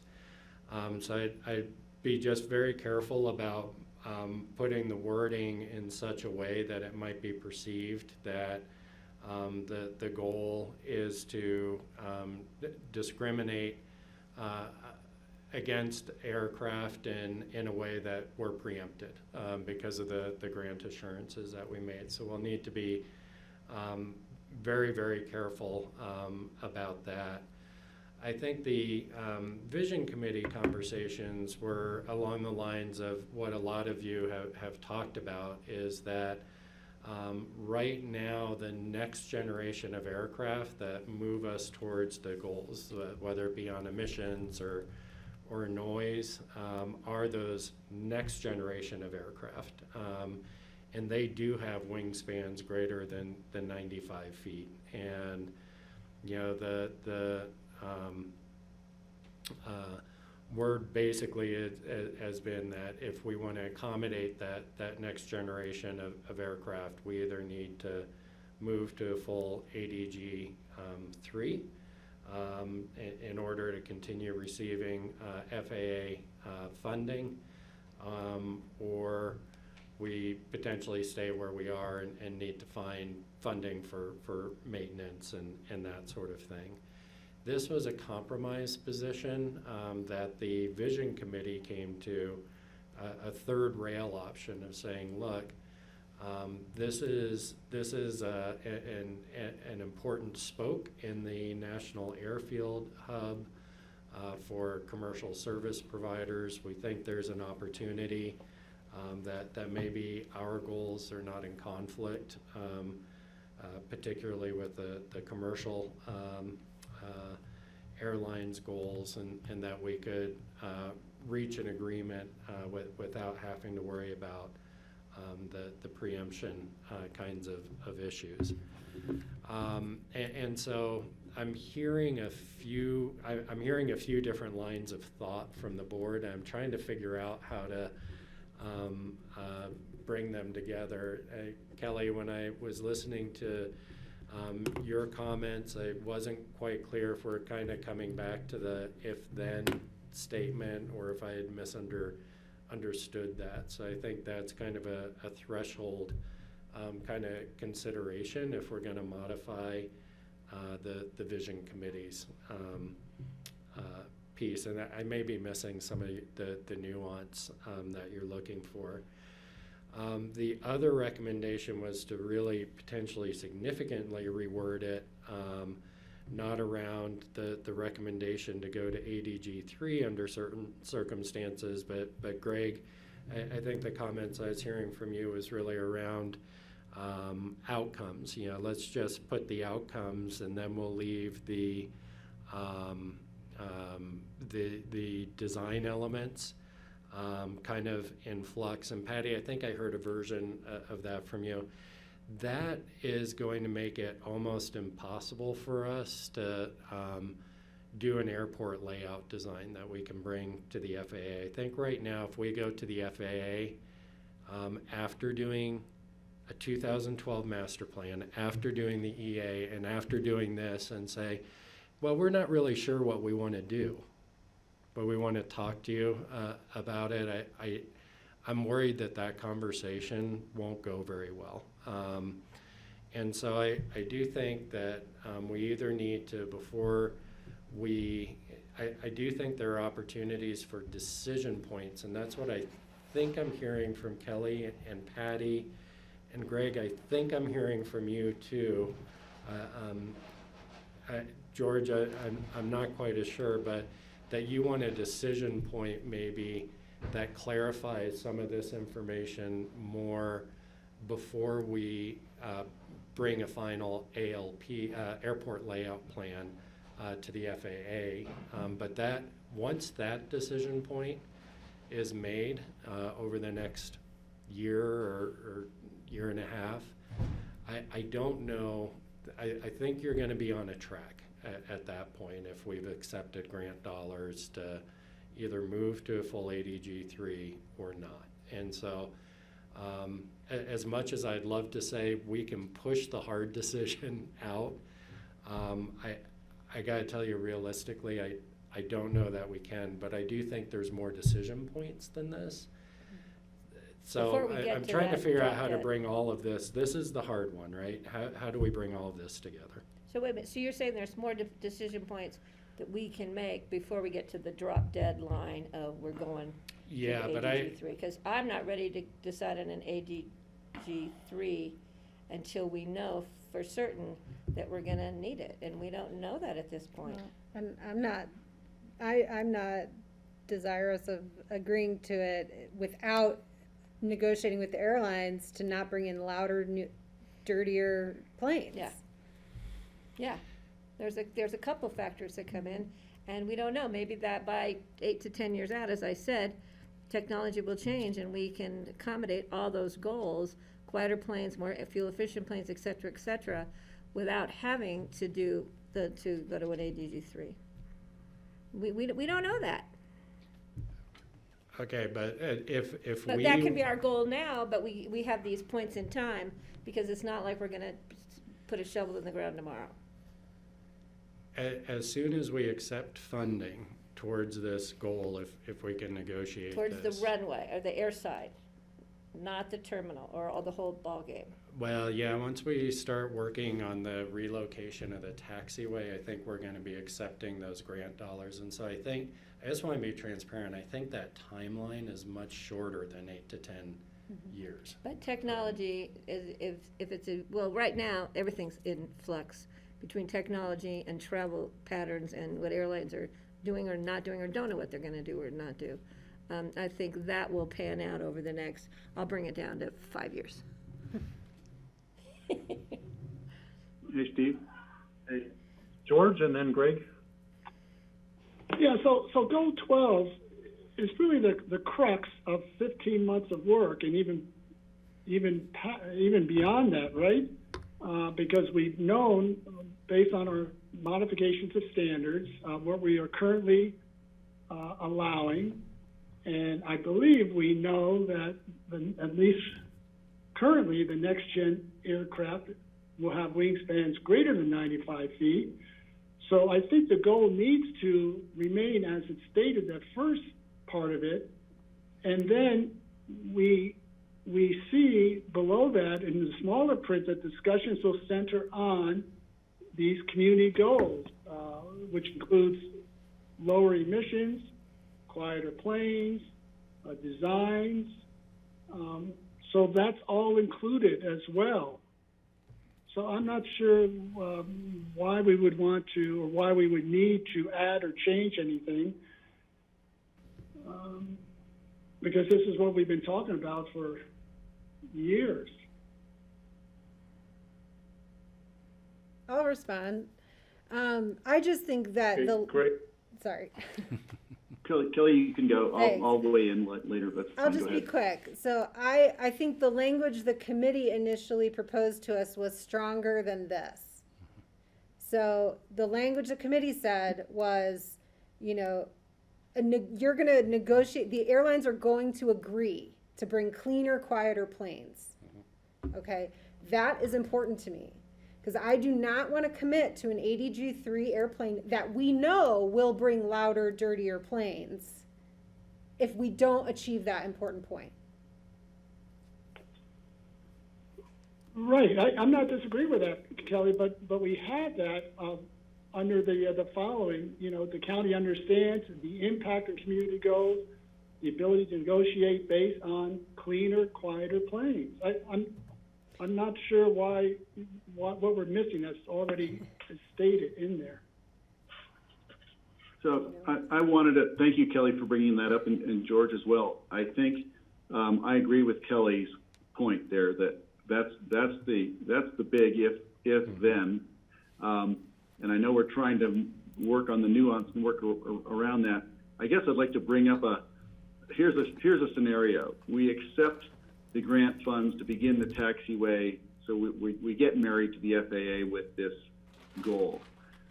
We begin design and work on this thing.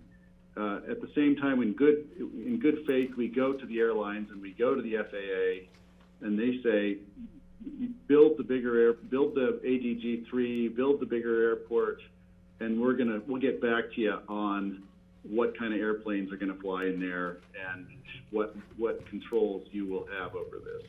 And to me, that is a risk I'm not ready to take yet, because I think the airlines are going to say, listen, we're working on a global or at least a national fleet mix, and there's just no way we're going to accommodate little old Aspen when we have 2,000 other airports and routes to think about. So no way are we going to change our fleet mix for you and your airport.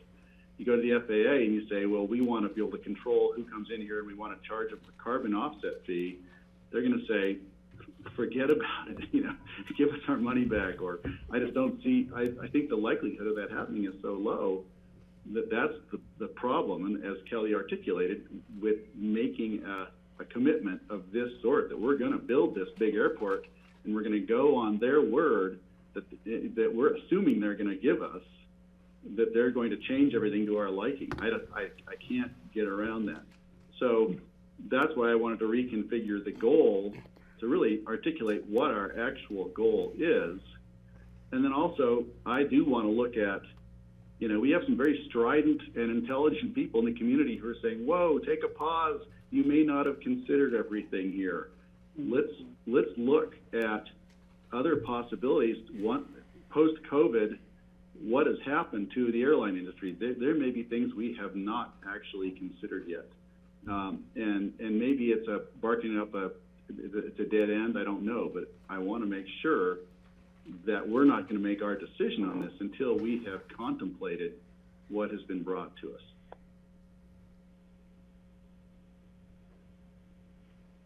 Kelly? Yeah, I mean, I would just say, Greg, this mechanism is our pause, right? So if we are committing to the community that we're not going to move forward with this. Your mic isn't picking up. Sorry, I was eating chips. I turned it off.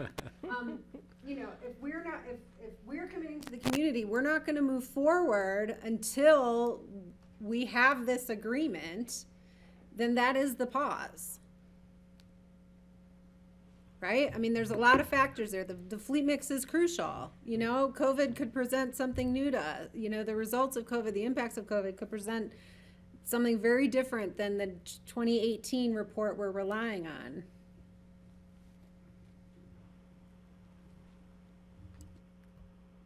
I agree with One that. other thought that hasn't been taken into account is the fact that we already are approved as an ADG-3 airport with our current EA. We could be building it right now given our current approval from the FAA. So this is using that same ADG-3 criteria, putting in our own take on it, that we need to achieve these goals at the same time as doing the change in the taxiway runway configuration. And so that's what I see goal 12 is modifying what we already have, modifying it downward to achieve the other goals that we have.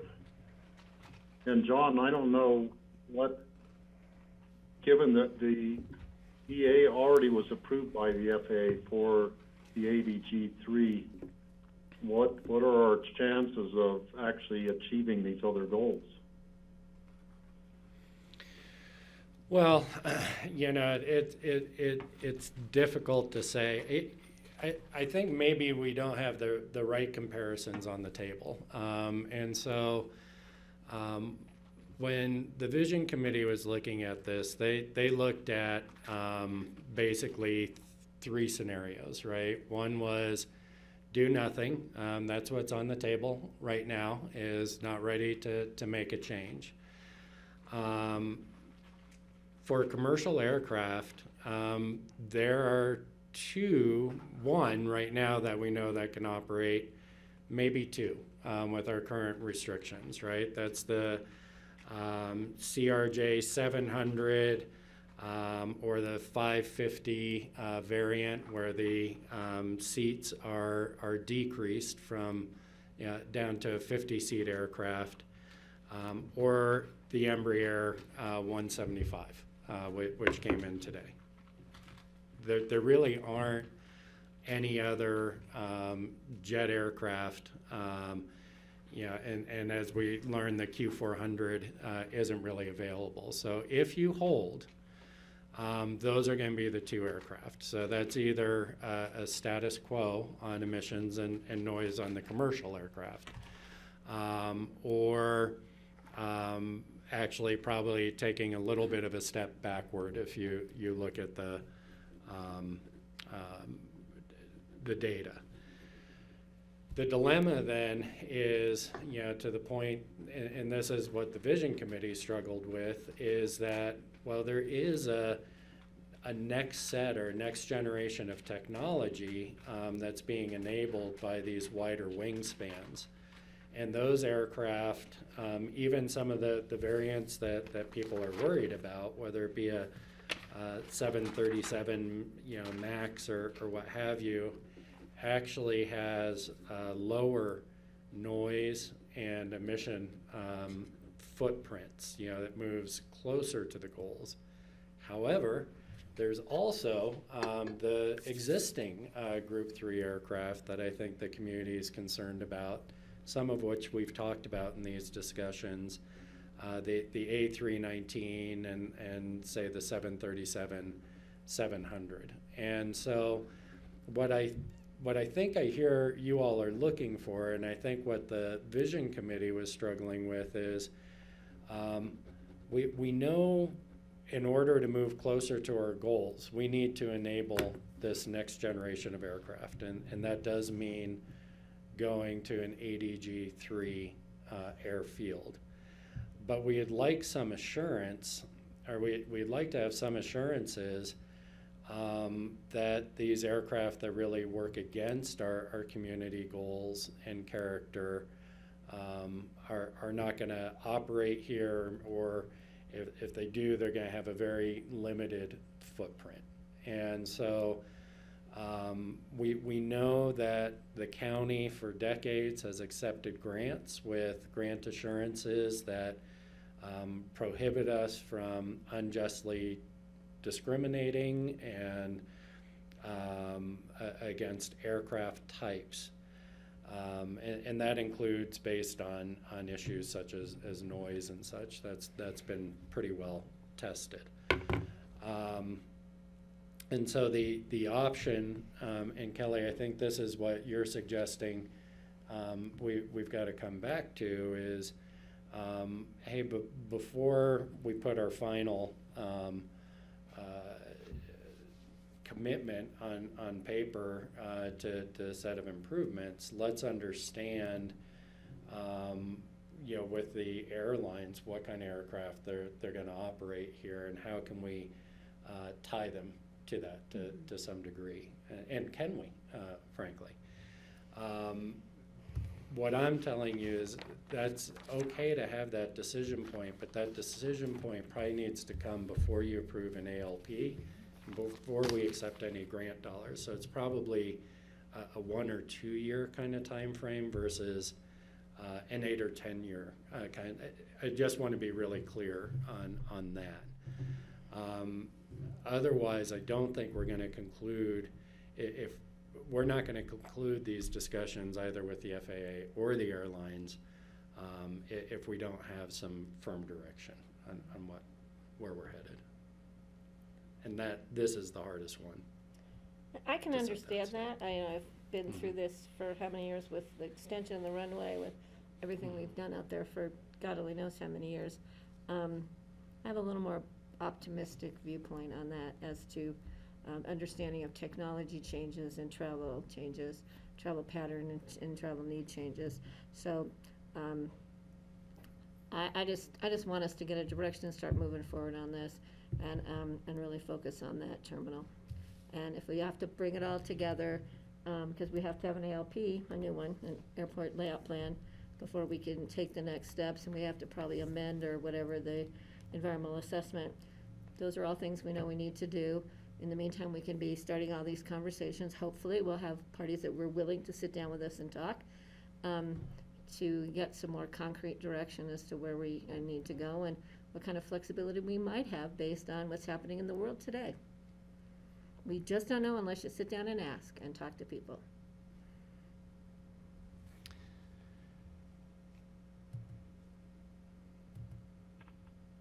So, John, I'm going to make a suggestion that, I like the wording of our goal number 12 just exactly the way it is. I think it captures what we want to achieve by this. We changed the word to once instead of as long as. That's the major difference between us and the ASE Vision Committee. But I would keep the wording we have here and just move it forward to our document that we're taking to the public for comment. And I'm sure when we get to that point, we're going to hear an earful from the public on it, but we need to get it, we need to be moving forward and getting it to that stage.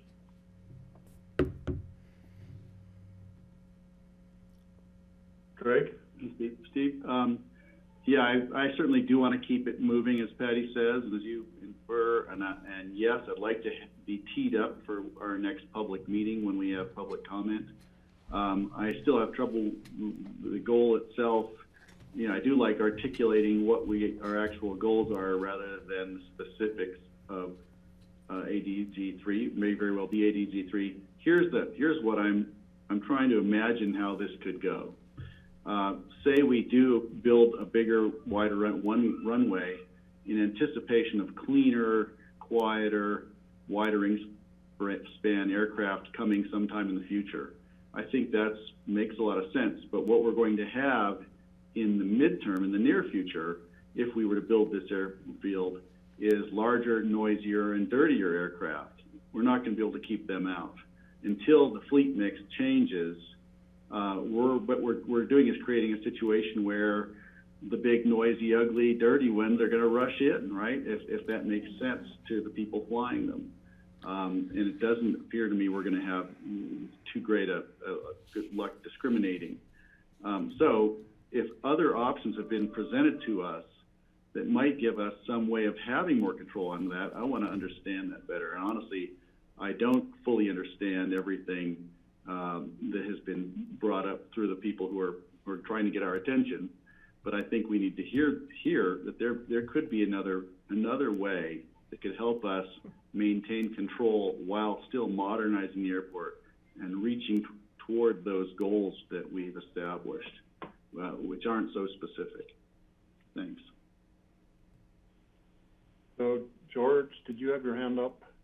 Oh, I was just going to say, it's really a question of timing because as Rich has laid out the possible time frame for a new runway, it's 8 to 10 years, or probably now it's 10 to 12 years, frankly, and we should have with an updated study that Kelly's asked for, which I agree, we should have that information in the next several years in terms of the retirement of some of these current aircraft that are coming in. And again, we're under the assumption that that the FAA will actually approve this new ALP, and that's a whole bunch of hurdles that have to go through. So I'm comfortable with the way this is worded. I think it covers the concerns in terms of the community goals. It gives us the flexibility which we wanted versus the having the BLCC make the decision versus giving that control to the airlines. That was the earlier discussion, and I think this is a good way to move this forward. It's not to say that we can or won't change it again prior to submitting to the FAA, but we're getting sort of a paralysis analysis on this, I think. Kelly? Yeah, yeah. I still, you know, I'm still struggling to find the right 2 or 3 words that keeps the control in the BOCC's realm, but also, you know, gives us the clear commitments that I think I want to have before I say, yes, we'll move forward with an ADG3 airport. And I'm just missing that here. So, and then a second point, I just want to address, you know, what Greg brought up. You know, I've read every word of public comment that's come to me. I've read, you know, I've had email exchanges. I've watched all 2 hours and 22 minutes of the presentation to us by Emery Levins and Dick Arnold and Tom Keogh, and appreciate all of those efforts. I think that, you know, with regards to the conversations about the power dynamics that Pickens County has over our airport, you know, we've spent a lot of time talking about it, and there's several stakeholders in that conversation about where our power resides and in the relationships with those various stakeholders, including the FAA and the airlines and the FBO. So I see that as a bit of an overlay or an undergirding or whatever, a foundation to everything that we're trying to do, that we will continue to pursue,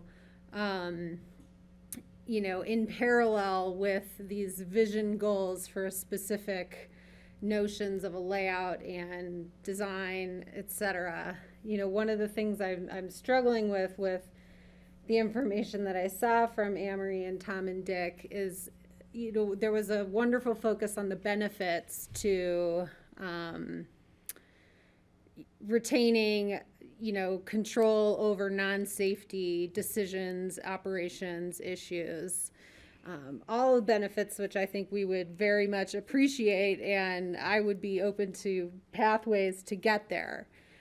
The detail related to those pathways to get there was not present in that conversation and presentation. And so, you know, my questions back to them were, you know, what airports have done this? What attorneys have achieved these negotiations? What authority exists to let Pickens County, you know, retain that control? And that picture has not been filled in. So I heard 2 airports, John Wayne and Innsbruck, which I don't even know if that refers to Austria, but John you Wayne know, has reversed, it's hard to, it's wonderful to focus on the benefits, but without having more understanding of authority to get there, you know, that conversation starts to fall flat without a path forward. So I think we can continue to contemplate those questions in terms of our larger power dynamics related to what we leverage with our stakeholders, but fitting that into this document is out of place for me, and again, doesn't have clear detail to make it meaningful at this time. So I just wanted to respond to that because I know people maybe have thought we haven't seen it or haven't paid attention or didn't take the time, and I've taken lots of time, and I've really noted, and I think there's a lot there that we agree on as far as safety improvements, you know, the horizon of fleet forecasts, you know, doing a pause, but, you know, but on those other points, we need more clarity on that, and I don't think that those conversations hold us back from finalizing this document.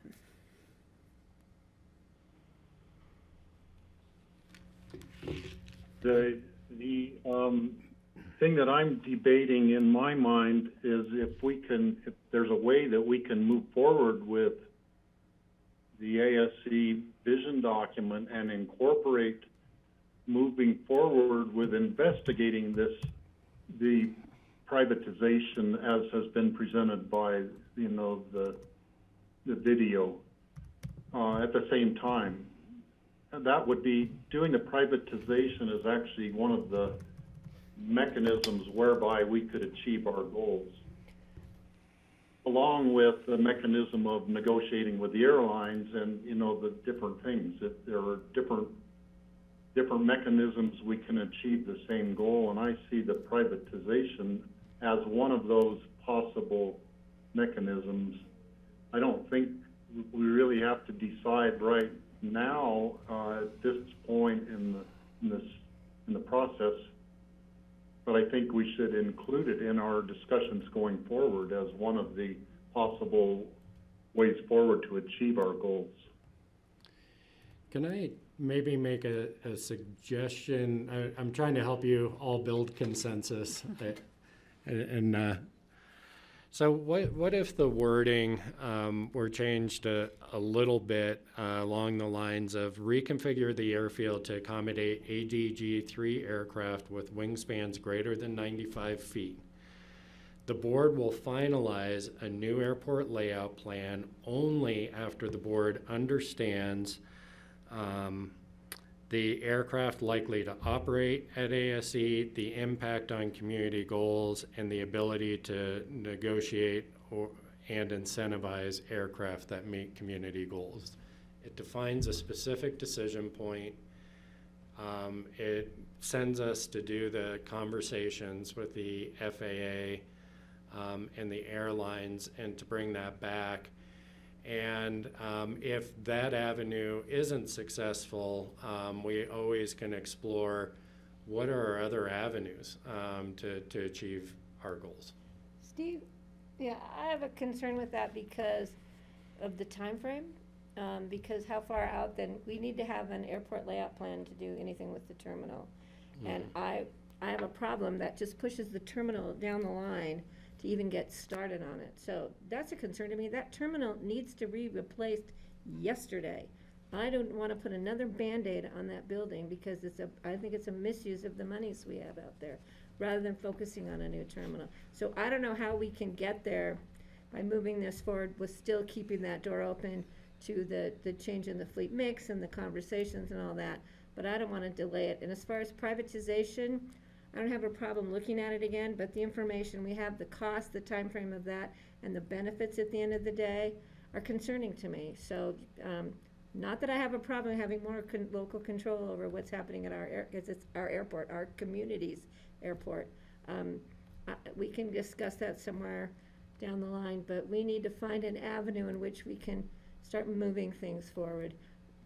And I think waiting to have discussions with FAA and the airlines, especially in light of the COVID pandemic and the issues it's caused, and we don't know when that's going to be resolved. And it's a tough place we're in right now. Yeah. And I think moving it further down the line just is delaying. It's delaying a problem we know we have right now. And it's going to be really, and I'm sorry I keep bringing you back to, we got to make a decision on this. We can't design a terminal if we don't know what's flying in here. Right, but the problem is I don't want to wait till technology evolves in how many years and before somebody gets back to us to start looking at a terminal. So we need to find a way to get there. And if it's approving this as it stands now and moving forward with the ALP, I'm going to be the benefit of the doubt here and say I'm hoping that the federal government will realize that because of what's going on globally, because of the unknowns of technology, our decision may change. But right now, this is where we're headed. That is not to say that the circumstances outside of our control or inside our control might not change. Understood. So, looking for a consensus Greg? from the board Greg, how to move forward. Yeah, Steve, John, I actually liked what you said there. I think that the question I have right now is, once again, what is our deadline to decide we're going to accept money from the FAA that locks us into a course of action? And how much time do we have to contemplate that regarding the ALP? Like, is this something that has to happen in the next 3 or 4 months? Is it delayed longer than that? I don't think we need to decide today, but we do need to decide sometime soon. But I want to know how soon that is and when are we actually locked in and married to them because we're accepting a grant. That's the first question. The second point I wanted to make is our commercial air service has declined fairly dramatically during COVID. And I don't know what we expect it to get back to in the next, through the course of this winter. I don't know if it's going down 20% or 80%, or maybe it'll be at 100%. I don't know what to expect, and maybe we can have a conversation about that. But the thing is, our airport just got a lot bigger and roomier and less crowded for everyone because we have much less activity out there. So I don't see the need to rush in and replace the air terminal right now. As much as I don't like the back of the house and the old stuff, I'm starting to think, well, wait a minute, our terminal relative to the number of passengers just got bigger already by nature of the reduced air service. So I don't want to be in a rush to go in and fix a new terminal yet. But Greg, I think we've done a lot of great fixes. And let me finish. We've increased the actual seating capacity out there dramatically. What I saw on my tour is it's been cleaned up. It looks great. I know there are problems, but the money's been spent and we've done a good job, and I think it's going to get us through the winter quite nicely. So I don't want to rush in thinking we've got to make a huge decision on that right now. Well, let me, But that's not as important as the first question. Well, I have to respond to that. It's not so much a matter of right now it's empty. It's a matter of in 6 months it could be full again. The problem is the structural facility. It's the structure of the facility itself. The drainage issue should have never happened to begin with. You have a jet fuel spill there. It's going to drain right into the terminal. We have roof issues. We just have basic fundamental structure issues outside of space needs. And yeah, where those employees, everybody's worried about the environment for those employees working there. It's horrible. And we've had, injuries, and we've had to expand and do makeshift add-ons, and people are working out of tents and, modulars because we needed to move things around. That's going to suffice us for the next few years. We're not going to build a terminal tomorrow, but we need to start the process so that we can start building a terminal in 3 or 4 years out, because that's how long it'll take us to go through all the processes to get there. I'm not saying that terminal is going to happen in the next year, and by then hopefully we'll have recovered, but there's just so many unknowns. And so I think the one thing that I feel we know is we need a new terminal. And when the board's ready, I know George was trying to, yep. Well, unless you want to answer Greg's question in terms of the grant assurances, but I think we're getting sidetracked a little bit with the terminal discussion. It's part of the phase-in plan, but it has to start with an ALP that has to first be submitted, a new ALP that has to be submitted to the FAA, and see whether they're even going to approve it. And they won't be providing any grant assurances until if and when they approve that ALP. Isn't that correct, John? Yep.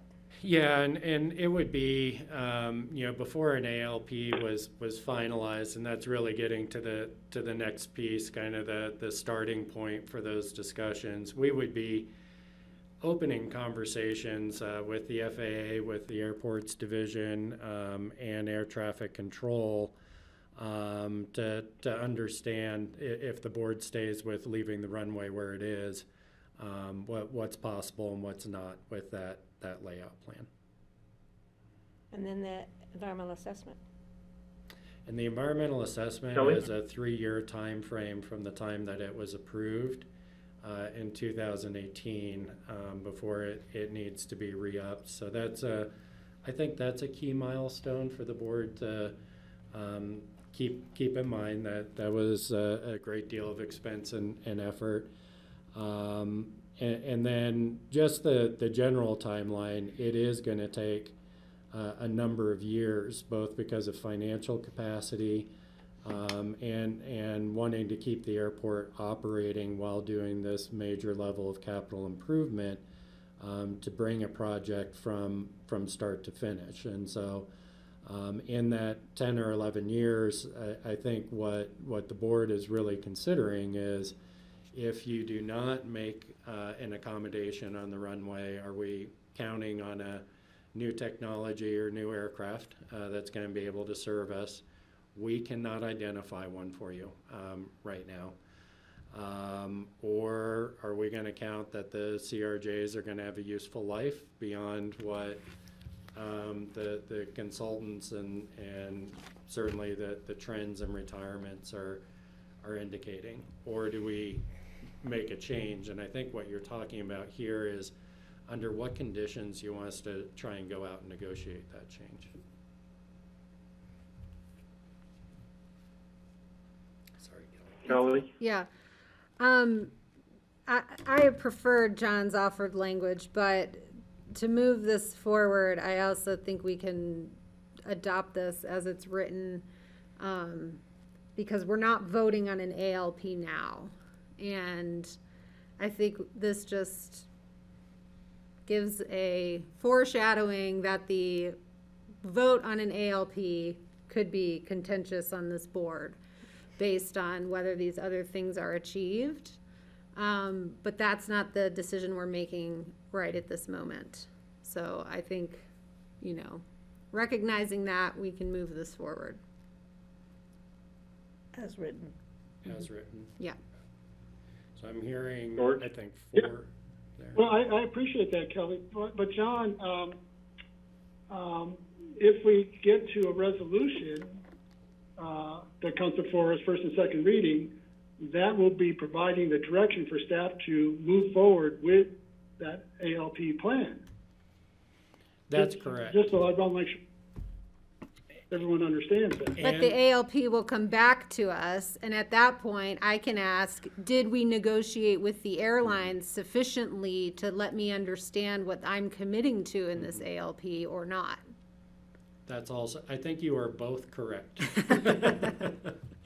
And I'm not just trying to build consensus. I want to stick with the language as written and move forward. And I also think we need to take a break at some point here. Are you all, I'm feeling the need, I think it may be good for everyone to take 5 or 10 to We're at clear half an heads. hour, and 45. No, I need to we've got a get few going more to to the go next thing. through. So are we But, decided to stick with the language as written? Well, what I'm hearing, I think 4 of you are there and 1 of you is not, I think is what I'm hearing. Which right one of now. us is not? Yeah. Greg, I think, I'm just trying to get a grip on what bridges are we burning by committing to this right now?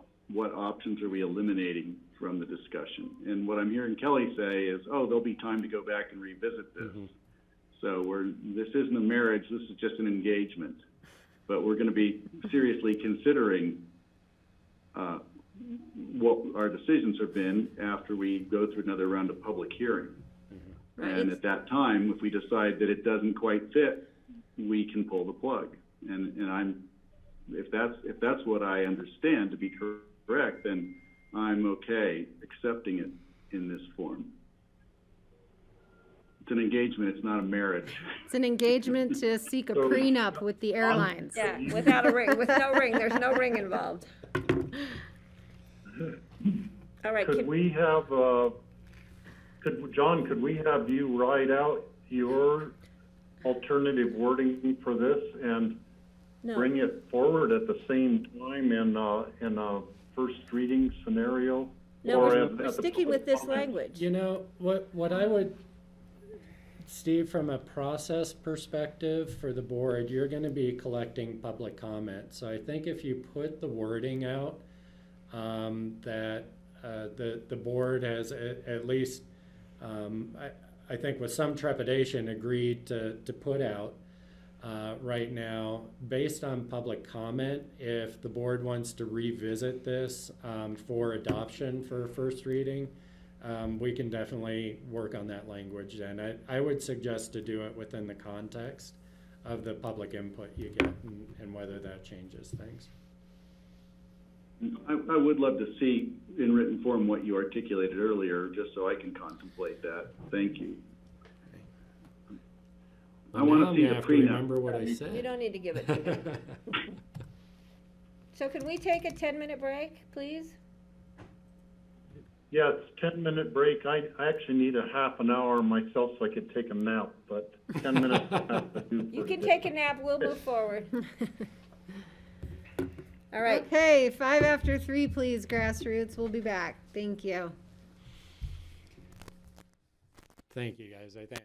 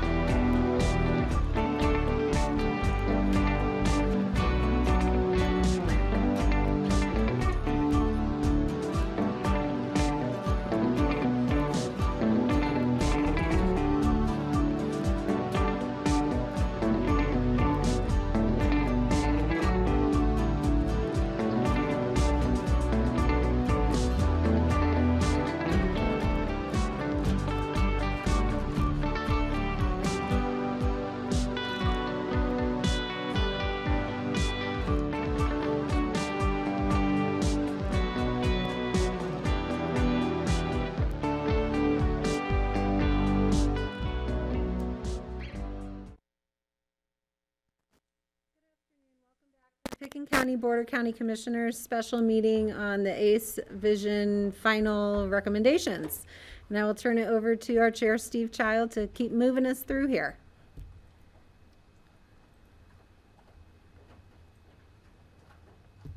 Okay, we have looked through the first 12 of the goals with, we're kind of at a standstill on number 12. We have a couple of proposals we're going to, I think, bring forward and look at on the exact wording of that. But I think now we should go on to goal number 13 and try to get through the rest of the goals and the common ground layout, the map of the airport. Okay, thank you, Steve. And just to be clear, we have consensus that we're going to go forward with this wording now when we put this together in the written form for the public comment, correct? Yes. Okay. All right. We have 3 more goals and then a couple of finishing items and then certainly the vision document, or the vision statement. Number 13, leave the runway where it is. This was approved with additions. Leaving the runway is a more methodical approach to phasing with the west side GA development is requested. And again, this is talking to earlier about the path forward if you leave it where it is, because you've got to do the GA first before you can you get the separation before you do anything else. So collection of data over time to monitor, and this was mentioned as I guess a benefit from leaving it where it is, that if air taxis increase, you need to add the ramp space decrease for GA. And again, these were conditions that came from you all, or determine if lack of parking space with the GA does increase stop and go activities. So it's just a benefit by leaving the runway where it is and approaching the GA site in a methodical way. So sorry, I stumbled over that one a little bit, but I think there was consensus on leaving it where it is. I think, Steve, you had mentioned that you would, your desire was to go with the EA and move it, but you said you could get on board with leaving it where it was, and I think that's where we were at. Steve? Yeah, absolutely. I mean, there are reasons both ways to move it or to leave it. You know, valid reasons both ways. And seeing as how the Vision Committee recommended leaving the runway where it is and moving the taxiway, and those reasons are entirely as valid as moving it over the other way. I'm okay with that. The FAA would have to approve that change, and they might not approve it. They might say no, go with moving the runway over, which is already approved. But we won't know that until we have the discussions with the FAA. Patty. Yeah, that first sentence, if you read it out loud, with leaving the runway as is a more? With leaving the runway as is a more As methodical is, approach? comma. Is a more, yes. And then the next one, if air taxi increases, do the need for added ramp space? Does the need for added ramp space decrease? Yeah, I'm sorry, Patty. I think I put these together late last night as well. I know. Looks like- That's why you just want to make sure we read them. And the last one is, so that's a question, and I think this was Kelly's thing about to determine the lack of parking places for GA. Does increase, could just be increases drop and go activity. I mean, if we're going to be, but that was Right. not as big, but it just needs to just be cleaned up to read better. But I this is agree the- with what you've put down here as part of our discussion the other day. Okay. And thank you, Rich. Yeah, thank you, Patty. Sorry about that. I'm gonna wordsmith for you for a while, Kelly. No, this one definitely needed it. Sorry. Even when I was reading it out loud, I thought, wow, this doesn't read right. So are we good with this, Steve? Yeah, I just have one other thought on the parking for the GA. if we do get into electric or hybrid electric airplanes where there will be airplanes that need to be parked to charge batteries or something, or to somehow recharge fuel cells or whatever, whatever technology there is, that could drive a need for more parking than we're anticipating, even if it's just on a temporary thing for, maybe a plane would have to sit for a few hours and be recharging a battery or something, perhaps. We don't really know at this point with the technology, but I think we need to be a little bit nimble in the number of the GA parking spaces. In terms of which side of the runway they're on.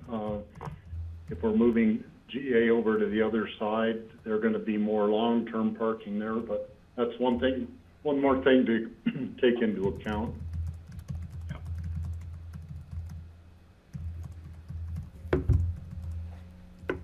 Okay, construction phasing.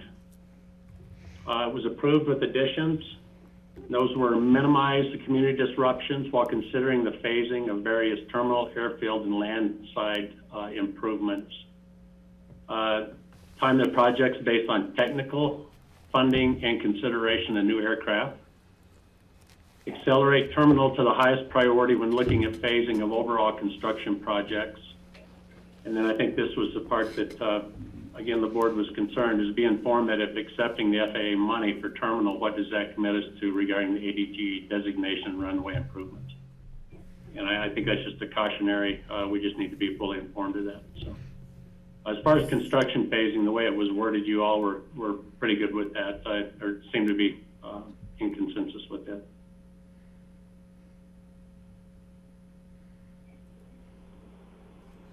George? Yeah, John or Rich, wouldn't we be looking at grants for runway improvement prior to the terminal, because that's where the bulk of the funding would come from, for the runway, not the terminal? Well, I think, and John, I can take a stab at this. One of the things I think when we come back with the airport layout plan, we do need to take a step back and say, okay, what can we afford to do? Definitely more FAA money comes with the landside improvements. I think we've been told about 10% on the terminal. So we've got to look at our financing abilities and what those all look like to help come back with a better phasing plan. But I do think that what we got from the board is that the terminal is the highest priority out of all of it, at least right now, from what we understood. Yeah, but I guess my point is, be informed if accepting FAA money for terminal and or runway. So George, I think with leaving, this is a bit of the change with leaving the runway where it is. We're really moving the taxiway, and so our first projects are going to be around starting to relocate, whether it be buildings or facilities that are in the way of that taxiway relocation. And then the FAA dollars would, on the air side, would be around the ramps, the taxiway reconstruction, depending on what we need to do to expand ramp space or not, whether that's on the east side or west side, making sure that happens. So those a lot of that would be subject to the FAA funding. Under the leaving the runway where it is scenario, the actual runway work, the widening and strengthening of the asphalt would happen last, probably, because you're getting the spacing first and then the widening and strengthening last. Okay, all right, thanks. Does that make sense? Yeah.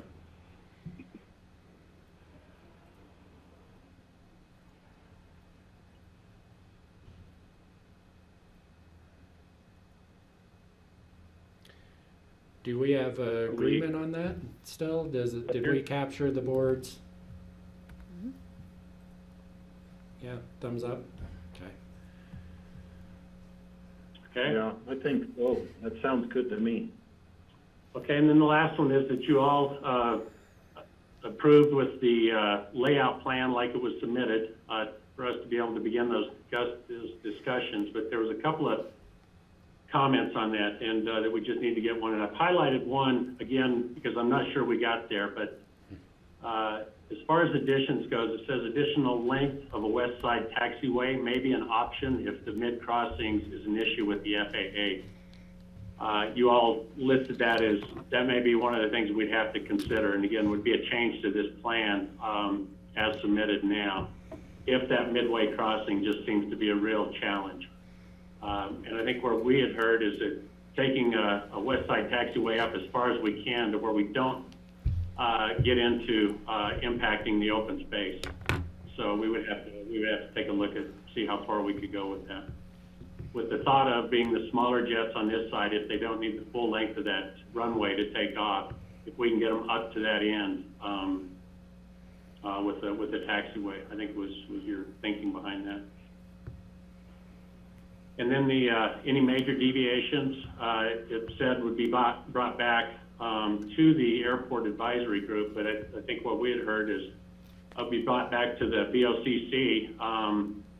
And then either to the Pickens County Airport Advisory Group or Vision Committee for further discussion and refinement. Again, I don't know that you decided if you would. I think there's certainly a decision that you're gonna appoint an advisory group. It's just what role they would play if revision comes back to this. And timing. Vision Committee had recommended it come back to the Vision Committee. George? Yeah, two questions. One, on the first one, Rich, would the lengthening of the west side taxiway, would that also perhaps eliminate the need for that teacup? No, I don't think so, George. The reason being is that's really for the on the commercial side. And again, I think John had mentioned the reason for that teacup is whenever they any aircraft that's entering that end of the runway has got to turn to a 90 degrees. The teacup was put in just in case they needed the full length of the runway to be able to take off, so then they could just cross and head on up. Yeah. A west side taxiway wouldn't go that high without impacting Owl Creek. Oh, okay, thanks. And then for the last one, what I mentioned last time was I don't think we should include the Vision Committee as a standalone because, of course, the Vision Committee utilize all the information from all the other committee members, and I think we're sort of opening up a can of worms there just by designating them. I think it's more appropriate that the board does appoint an airport advisory group that would probably be made up of people from probably all those committees plus some other people. George, I think the concern in adding that was just in case we had some issues we needed to bring forward and we had not yet appointed an airport advisory committee. Well, again, I think that's, I think you're leaving out the entire process in terms of utilizing all the other committees who provided input, and why would we not want to hear them? And it just becomes really complicated. So what do we do if we have a decision that needs to be made and we don't have an advisory group? Well, VLCC can set up an advisory group. We set up 4 or 5 committees with over 100 people. I think it's not unreasonable for the board after the first of the year to put out a letter of intent or interest and go through that process like we did with the original process. So you're saying do that sooner than later? And I agree with you. Yeah. And I think that's doable. Yeah, that's an easy step for us to do to move forward with setting up the advisory committee and stuff. That could be something we start right away in January or whenever. A question, Rich, on the map, the Common Ground Recommendation Airport map, we would actually have to draw in that increased length on the west side taxiway, wouldn't we, and label it as possible extension of West Side Taxiway, but it would be like an alternative layout for that. Is that how you see doing it? I just think what we were seeing is not actually redrawing this map, but have it as an opportunity to talk about it if that midway crossing becomes a real sticking point. Is that the board supported having a discussion that would include an additional length on that taxiway? It comes with some challenges because again, you can see the bump out. We'll have another bump out where the AOC is at. It would have to be further studied, but I think we were just making sure that all of you were on board that if that's an opportunity for a discussion, that it would be there. Well, when it comes to doing the ALP that the FAA approves, then it would have to be drawn in at that time? Yeah. Yes, sir.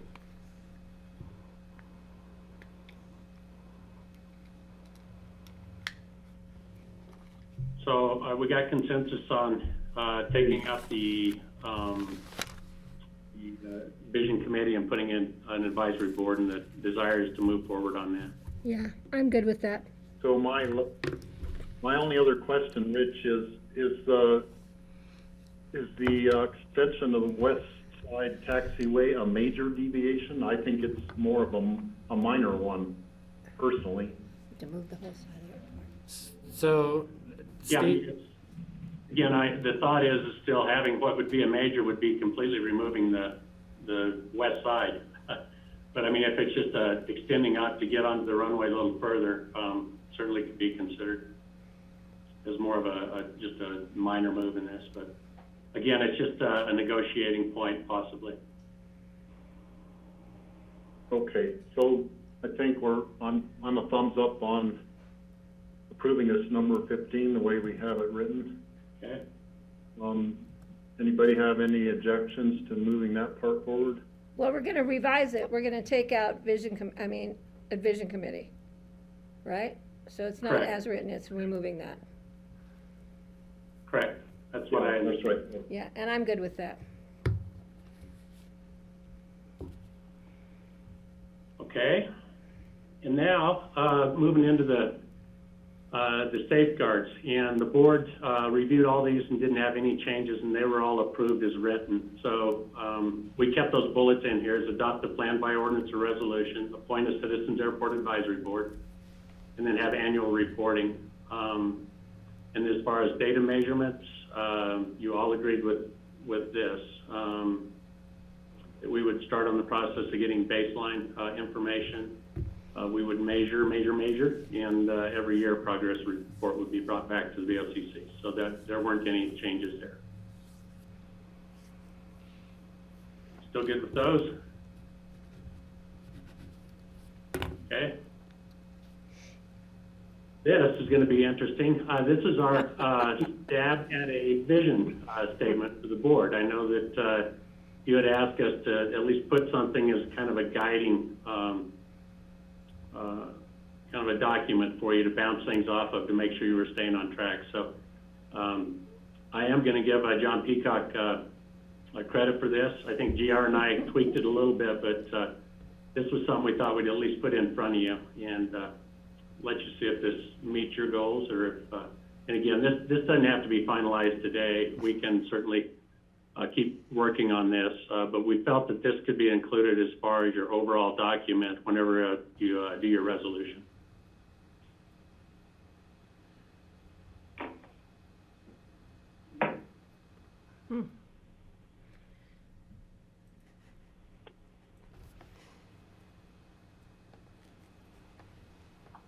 I only have, Steve?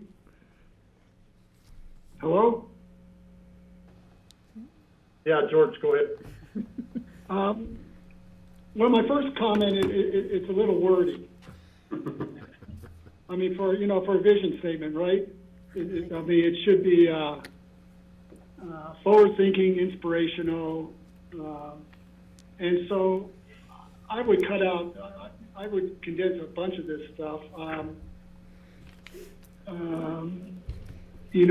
The first sentence, of course, I go back to my very first comment, meets the community and resorts dynamic air service. Because if we just needed to meet the community's needs and services and not the resorts, we would be having these discussions. Unique community character of the Pickett County and the Roaring Fork Valley. Well, I think we could just leave out the Roaring Fork Valley. We're really dealing with Pickett County on this, not Eagle or Garfield County. So I would just try to simplify and hit some of those key points as part of the vision, the ASE vision document. You know, they had 4 points. It was pretty simple.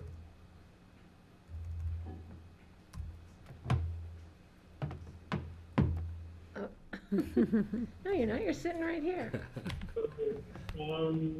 Rich, it says support the ASE. Are we supporting the airport? Does that mean to support the vision document, or what does that refer to? That would be the airport.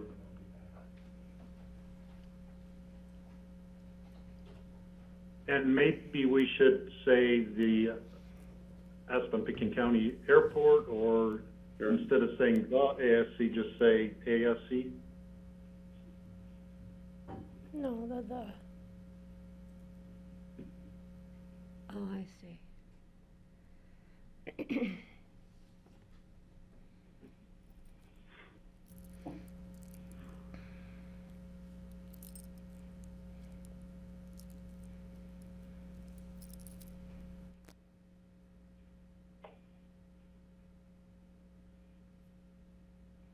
Lots of conversation here.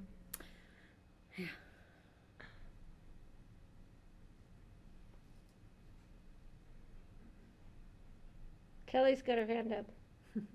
So does Greg. You were first. Go ahead, Kelly. I just finished reading it. I'm sorry, I was distracted Yeah, by no, this. I mean, I flying think we'll have document. to wordsmith this and sort of tighten it up, but I like where it's going. I like what it's covering. You know, I think we can just, I don't think we have to kind of put the BOCC and the airport as sort of separate entities here. You know, I see, you know, we can say that the ASE will be blah, blah, blah, and it's signed by the BOCC. This is our vision. So, just to tighten that up a little bit. But yeah, I like where this is going. Yeah, I agree with Kelly. I think it's going the right direction. Certainly, it could be cut down, as George says. We can trim it a bit. The only thing that stuck out for me, or the thing that significantly stuck out, is reflecting the unique and distinctive culture of the Roaring Fork Valley through great architecture and excellent service. Great architecture, to me, I'd just say maybe appropriate design rather than great architecture. Appropriate design just gives us a broader view of that. And then it does seem a bit wordy. ASE is a term I've only started using in the last few years. If we can call it the airport and maybe just trim down some of the extra words, just so it's really clear. So yeah, ASE is the call letter, but you know, we recognize our airport, our community airport is really what it is. So that's it for me, but I think it looks great. Can't wait to see the final version. Kelly? Yeah, and one more suggestion. In the last line, I would say I would call the ASE an asset, not a participant. I do, I agree. Steve? Yeah, Patty? Yeah, I agree with the comments that have been made. The content is great. If we can scale it down into more distinct verbiage, I think that would be easier for people to actually read. But I think it's going in the right direction, and I think we're getting there. Thanks, Rich. It's a team effort, as you can tell. It is a little lengthy, but this is great feedback. We can certainly come back with something. So. You know, Rich, if all you'd come to us with was the first sentence, I'd probably be good. You know, but you know, if you need to elaborate, I get it. Yeah. So the hardest part of writing a document is not making it long, but it's making it shorter after you have the long version. So Rich, you've got the hard part coming up. Right. We accept the challenge. We'll be just fine, so.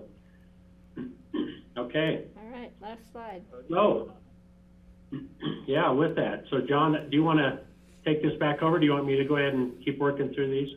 John went to a press conference. Oh, okay. Well, then I'll keep working through them. So what we'll do now is, based on this, we'll put together a Word document, get it flipped back out. It'll be used to get out into the public so that they can see it. And then we will take the public comment on November 10th. As John had mentioned, it'll be at the Jerome in the hotel ballroom. And it's going to be set up the same way that we had last time. We're going to have a reservation, and I've got it on the next slide, where people can call in. We'll put them on a reservation to be able to manage the size. I believe we got up to 50 people that we can put in. Does not include staff, but I believe includes the BOCC. So we'll need to monitor that. It is going to be in person and virtual. And one question from the board that we need to know is if you're wanting to do the alternate, and I don't know from an IT standpoint, we just need to talk this through, whether we alternate back and forth from a in-person to a virtual, or if the in-person goes first and then virtual later. Would love to get that feedback before we leave today. What we heard from the board was that you can't gift your time, no AV presentations, that you would accept public comment or written additional comments, and there's a web page there that people can send their comments to, or to the BLCC. We've been able to collect them either way, and then a number for the questions for call-in. And so I'll stop there for just comments, but I'll show you the next slide. Just kind of shows there's a web page here. This is how we did it last time. You go online, you can pick the date, the meeting, what time it starts, and then it'll send back confirmation to those that signed up. So it worked rather well last time, and we're hoping to mimic that. So I'll flip it back to this slide. So Steve, if you want to open that up. Steve? Patty? Yeah, another wordsmith, unable to give others your time? Not Oh, able yes. to- You see it if I'm reading, and I think providing this information, the 5-minute, the gifting of time, the no AV, is also important, that when people, maybe when they fill out their reservation of time, that it's included there, so we give them another opportunity to read the rules of providing this. Yeah, that's a good point on this Yeah, side, just- Patty. I yeah. think we can do that.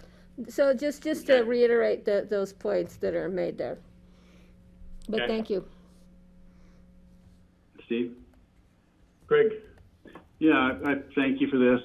If you could, you'll email us that reservation number so we can distribute that to people. That's going to be distributed so people can get a live link.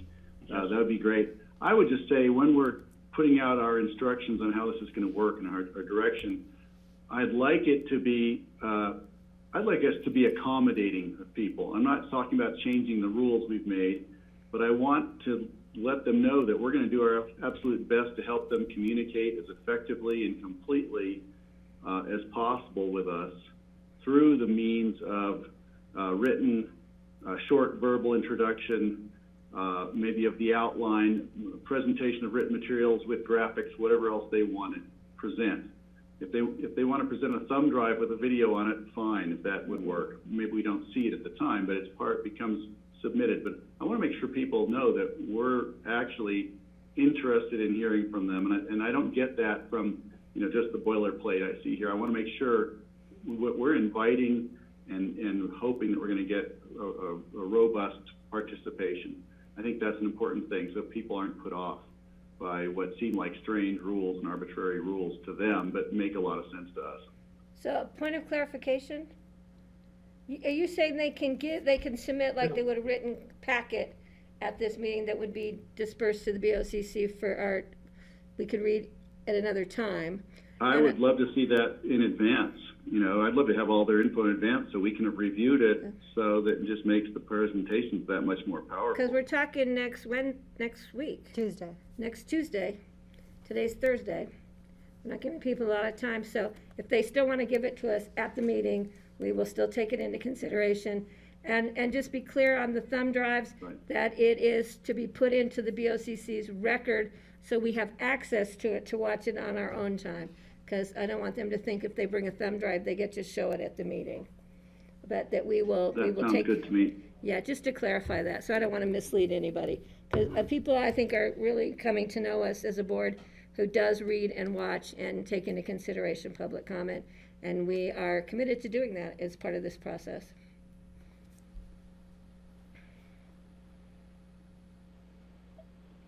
So, in the, whatever goes out to the public, it should go through the pandemic precautions that people need to take if they're coming in person? Just a reminder or requirement? It's a requirement, they have to do that. Yes. The other thing too is we had said, or we had talked about doing public comment at both first and second readings on the reso. Are we still contemplating that? We talked about I'm it fine for with people that. who couldn't be at Yeah. the second read, who wanted to I comment think at the so. first read. It doesn't mean you get to comment at both readings, you Yeah. get to pick one or the other, whichever one you can attend. Yeah? So I think, I mean, I saw two heads nodding and I was thinking, yeah, we need to do that. It can't be the same person both times giving more comment though. I don't think, unless, you know, what happens if we make changes on the second reading, then people should be allowed to comment, make more comments even if they already have. You know, Rich, another thing and Steve, I wanted to bring up was just the way the schools do it now. The schools will send up my family an email every day it's kind of like an affidavit asking us to fill in their survey on our COVID status. You know, are we healthy? You know, blah blah. And then you have to sign it, send it back. It's the sort of thing that do we send that to people who are signing up for this event so that they have I can share it with you. It's just the email from the school that checks in every day to say, hey, you know, sign this if you're healthy and get it back to us before you come to school. Wondering if that might make sense for this as well. We could look at it, Greg. I think the intent was that once we ran this by you, is that we're going to do a press release. We're going to do like we did last time. We're going to put out a lot of information with the contact page and circulate it as best we can. But I don't think staff's intent was to send out notifications directly, kind of like the schools do. I mean, we were going to try to inform them the best we could. I do plan on sending out emails to the vision committee, the working groups, because we did that last time, letting them know that this is there to sign up. So I was thinking if somebody signs up and gets a space, then we communicate with them through that email to confirm. yeah, one it with does. them. It bounces back to them, Greg. As soon as they're registered, it says you're registered and gives them the author the notification that they are registered.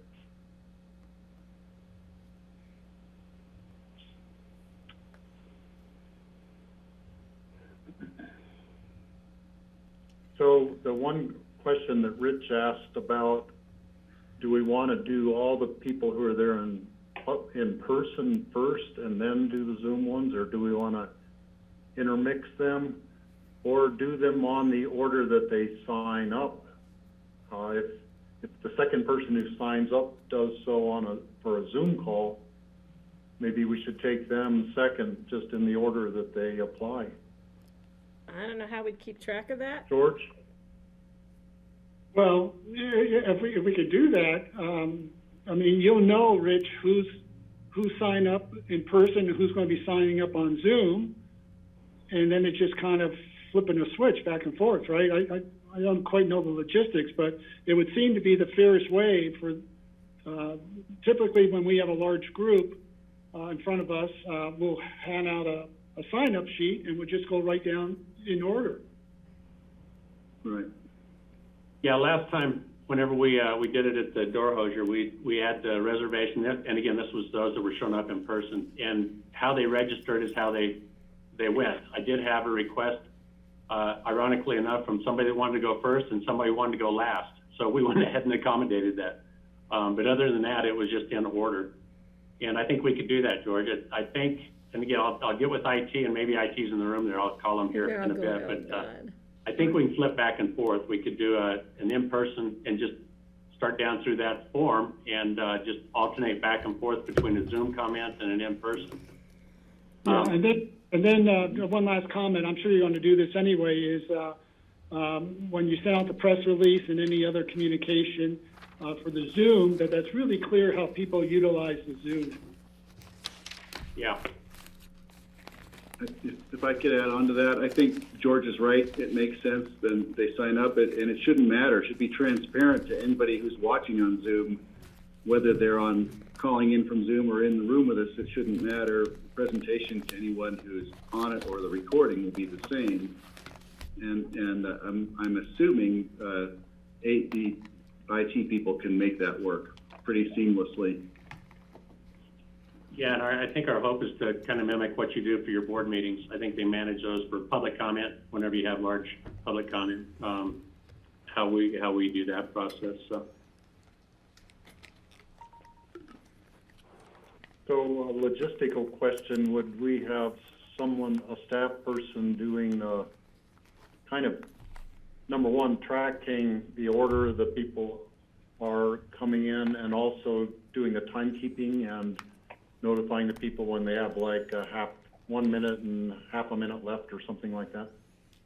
Yeah, Steve, we would do that again, like we did at the door hosier. We'll track them, we'll call them up, and then we'll have it timed.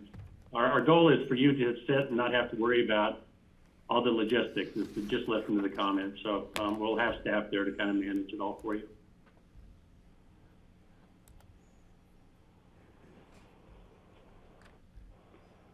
Okay, sounds like a good plan to me. George?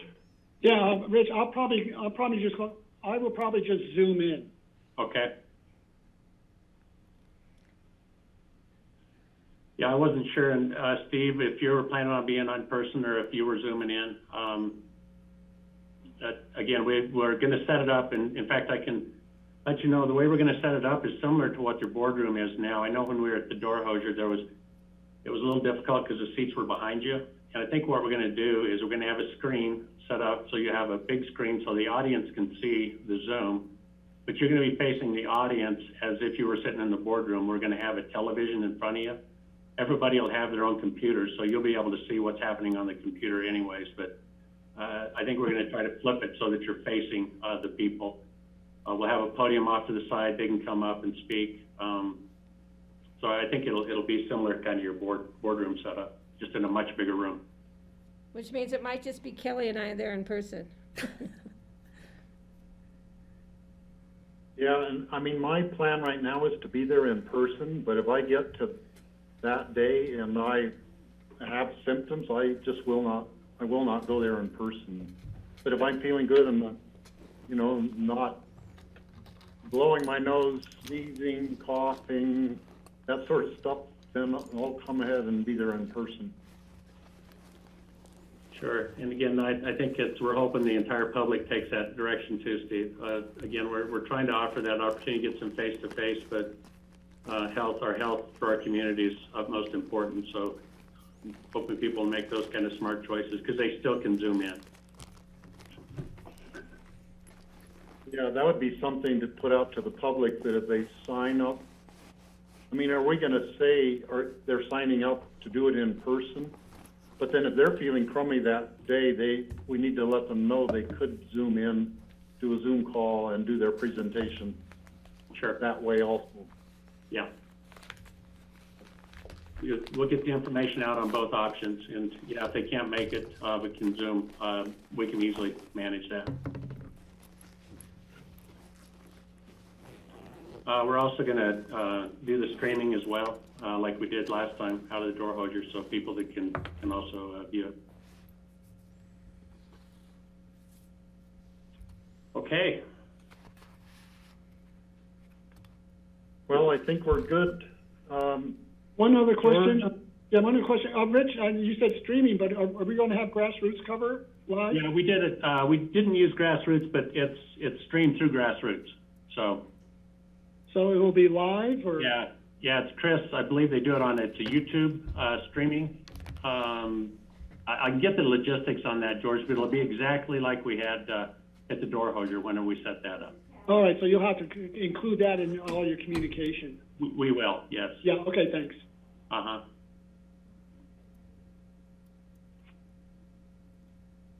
Okay, last thoughts. We could all leave real quickly while Patty's not in the room and surprise her. I think she knows we were wrapping up. Yeah, that was it. How's that? Okay, thank you, Rich. Kelly? No, We will no, circle back with the I was just waving We'll see goodbye. everybody. Oh, what's our starting time tomorrow? Is it 9 o'clock? 10, I thought. 10 o'clock. 10 o'clock. It's 10 o'clock tomorrow morning. You Yep, know, 10 Steve, o'clock. I think right now, before we're gone and as Patty comes back in, I'm here. just a note of assurance to the public regarding this process we're in and our public outreach regarding the ASE vision. I think there's a lot of suspicion that we're trying to push something through or that somebody has a plan. I just want to make sure that we articulate why we're doing what we're doing and why we're being as thorough as we are and that we're listening. And I really appreciate what Kelly and really what everyone has said today about how we read this stuff and we watch it and we listen and we contemplate it and we talk to people. And this is part of the process, and there will be opportunities for public comment, at least 2 more coming as we go on with this. I think it's just important to articulate that at the end of this meeting.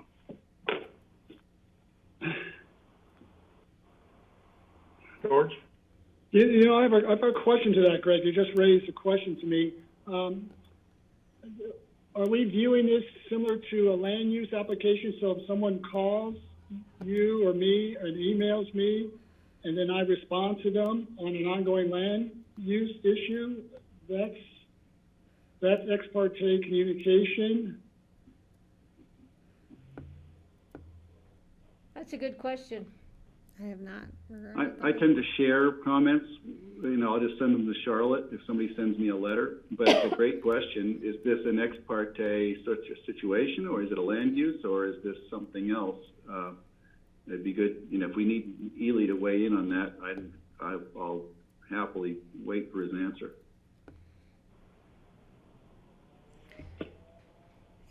Yeah, I think we should get a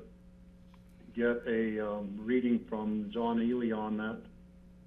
And if someone does the phone call, I mean, the only way, I mean, I've already had a couple of phone calls. We should probably relay what we talked about and what we learned or what somebody was suggesting or whatever. The gist of the phone call, you can't do a recording, but should we pass those on also, the ones that have already happened? Yeah, see, that's a real problem for me, Steve. You know, taking phone calls, this is a land use. It's a large land use item, but it is a land use. It's in front of us. And, you know, for you to take comments that you won't be able to pass on exactly, or for you to, or for anyone of us to make comments in terms of our preference or our position, I think that's a real problem. George, I don't see this as a land application. You know, this is a policy document that we've put forward. You know, I've shared Greg's approach as far as forwarding comments along that have been individually addressed to me for everybody's review. But you know, if we're regarding that as far as into a first and second read, I think that's fine. But you know, this is a policy document, a vision document. So you know, I don't see it as equivocal to land use. I think something like the ALP would fall closer into that definition, and so we should get that clarified. All right, well, maybe Rich, today before tomorrow's meeting, you can have a conversation with Ely and just get that clarified for everybody. I think it'll be the cleanest way to do it. You bet, I'd be happy to do that. Yeah, thanks for bringing that up, George. That's important. We want to make sure our process is right on this. Okay, any other comments from the board for today? Remind me, meeting tomorrow, did you say 9 or 9:30? No, 10 o'clock. 10 o'clock, even better. Keeps on getting better. Please go. Yeah, it's at 7:30, it's at 7:30 in the morning, Greg. 7:30, we want you online. Okay, I'll be there, Patty. Okay, do you need a motion, Steve? No, this is a work session. No, but Oh, okay. Kelly, I wanted to ask you, what meeting are you attending tomorrow afternoon? I'd like to announce that to the public. Oh, sure. And I can talk about it too, because I will be there in the morning for the first 2 hours of budget. Okay, yeah, if you want to just say you won't be there in the afternoon, and because you're attending this important meeting on the housing for the state, Yep. that would be, I think, appropriate. Will do. And Steve, I will not be here for the second part from noon to about 3. I've got a doctor's appointment, so I'll be here for the morning and maybe the end, but the middle presentation, I won't be here. So we should have a nice, quick afternoon, gentlemen. All right, if we could wrap this up. Okay, so I'll let Grassroots know we're done for the day. And we'll see everybody in the morning. Yep, we're done for See you tomorrow, guys. See everybody Okay. tomorrow morning at Thank you. Thanks, 10 o'clock. Grassroots.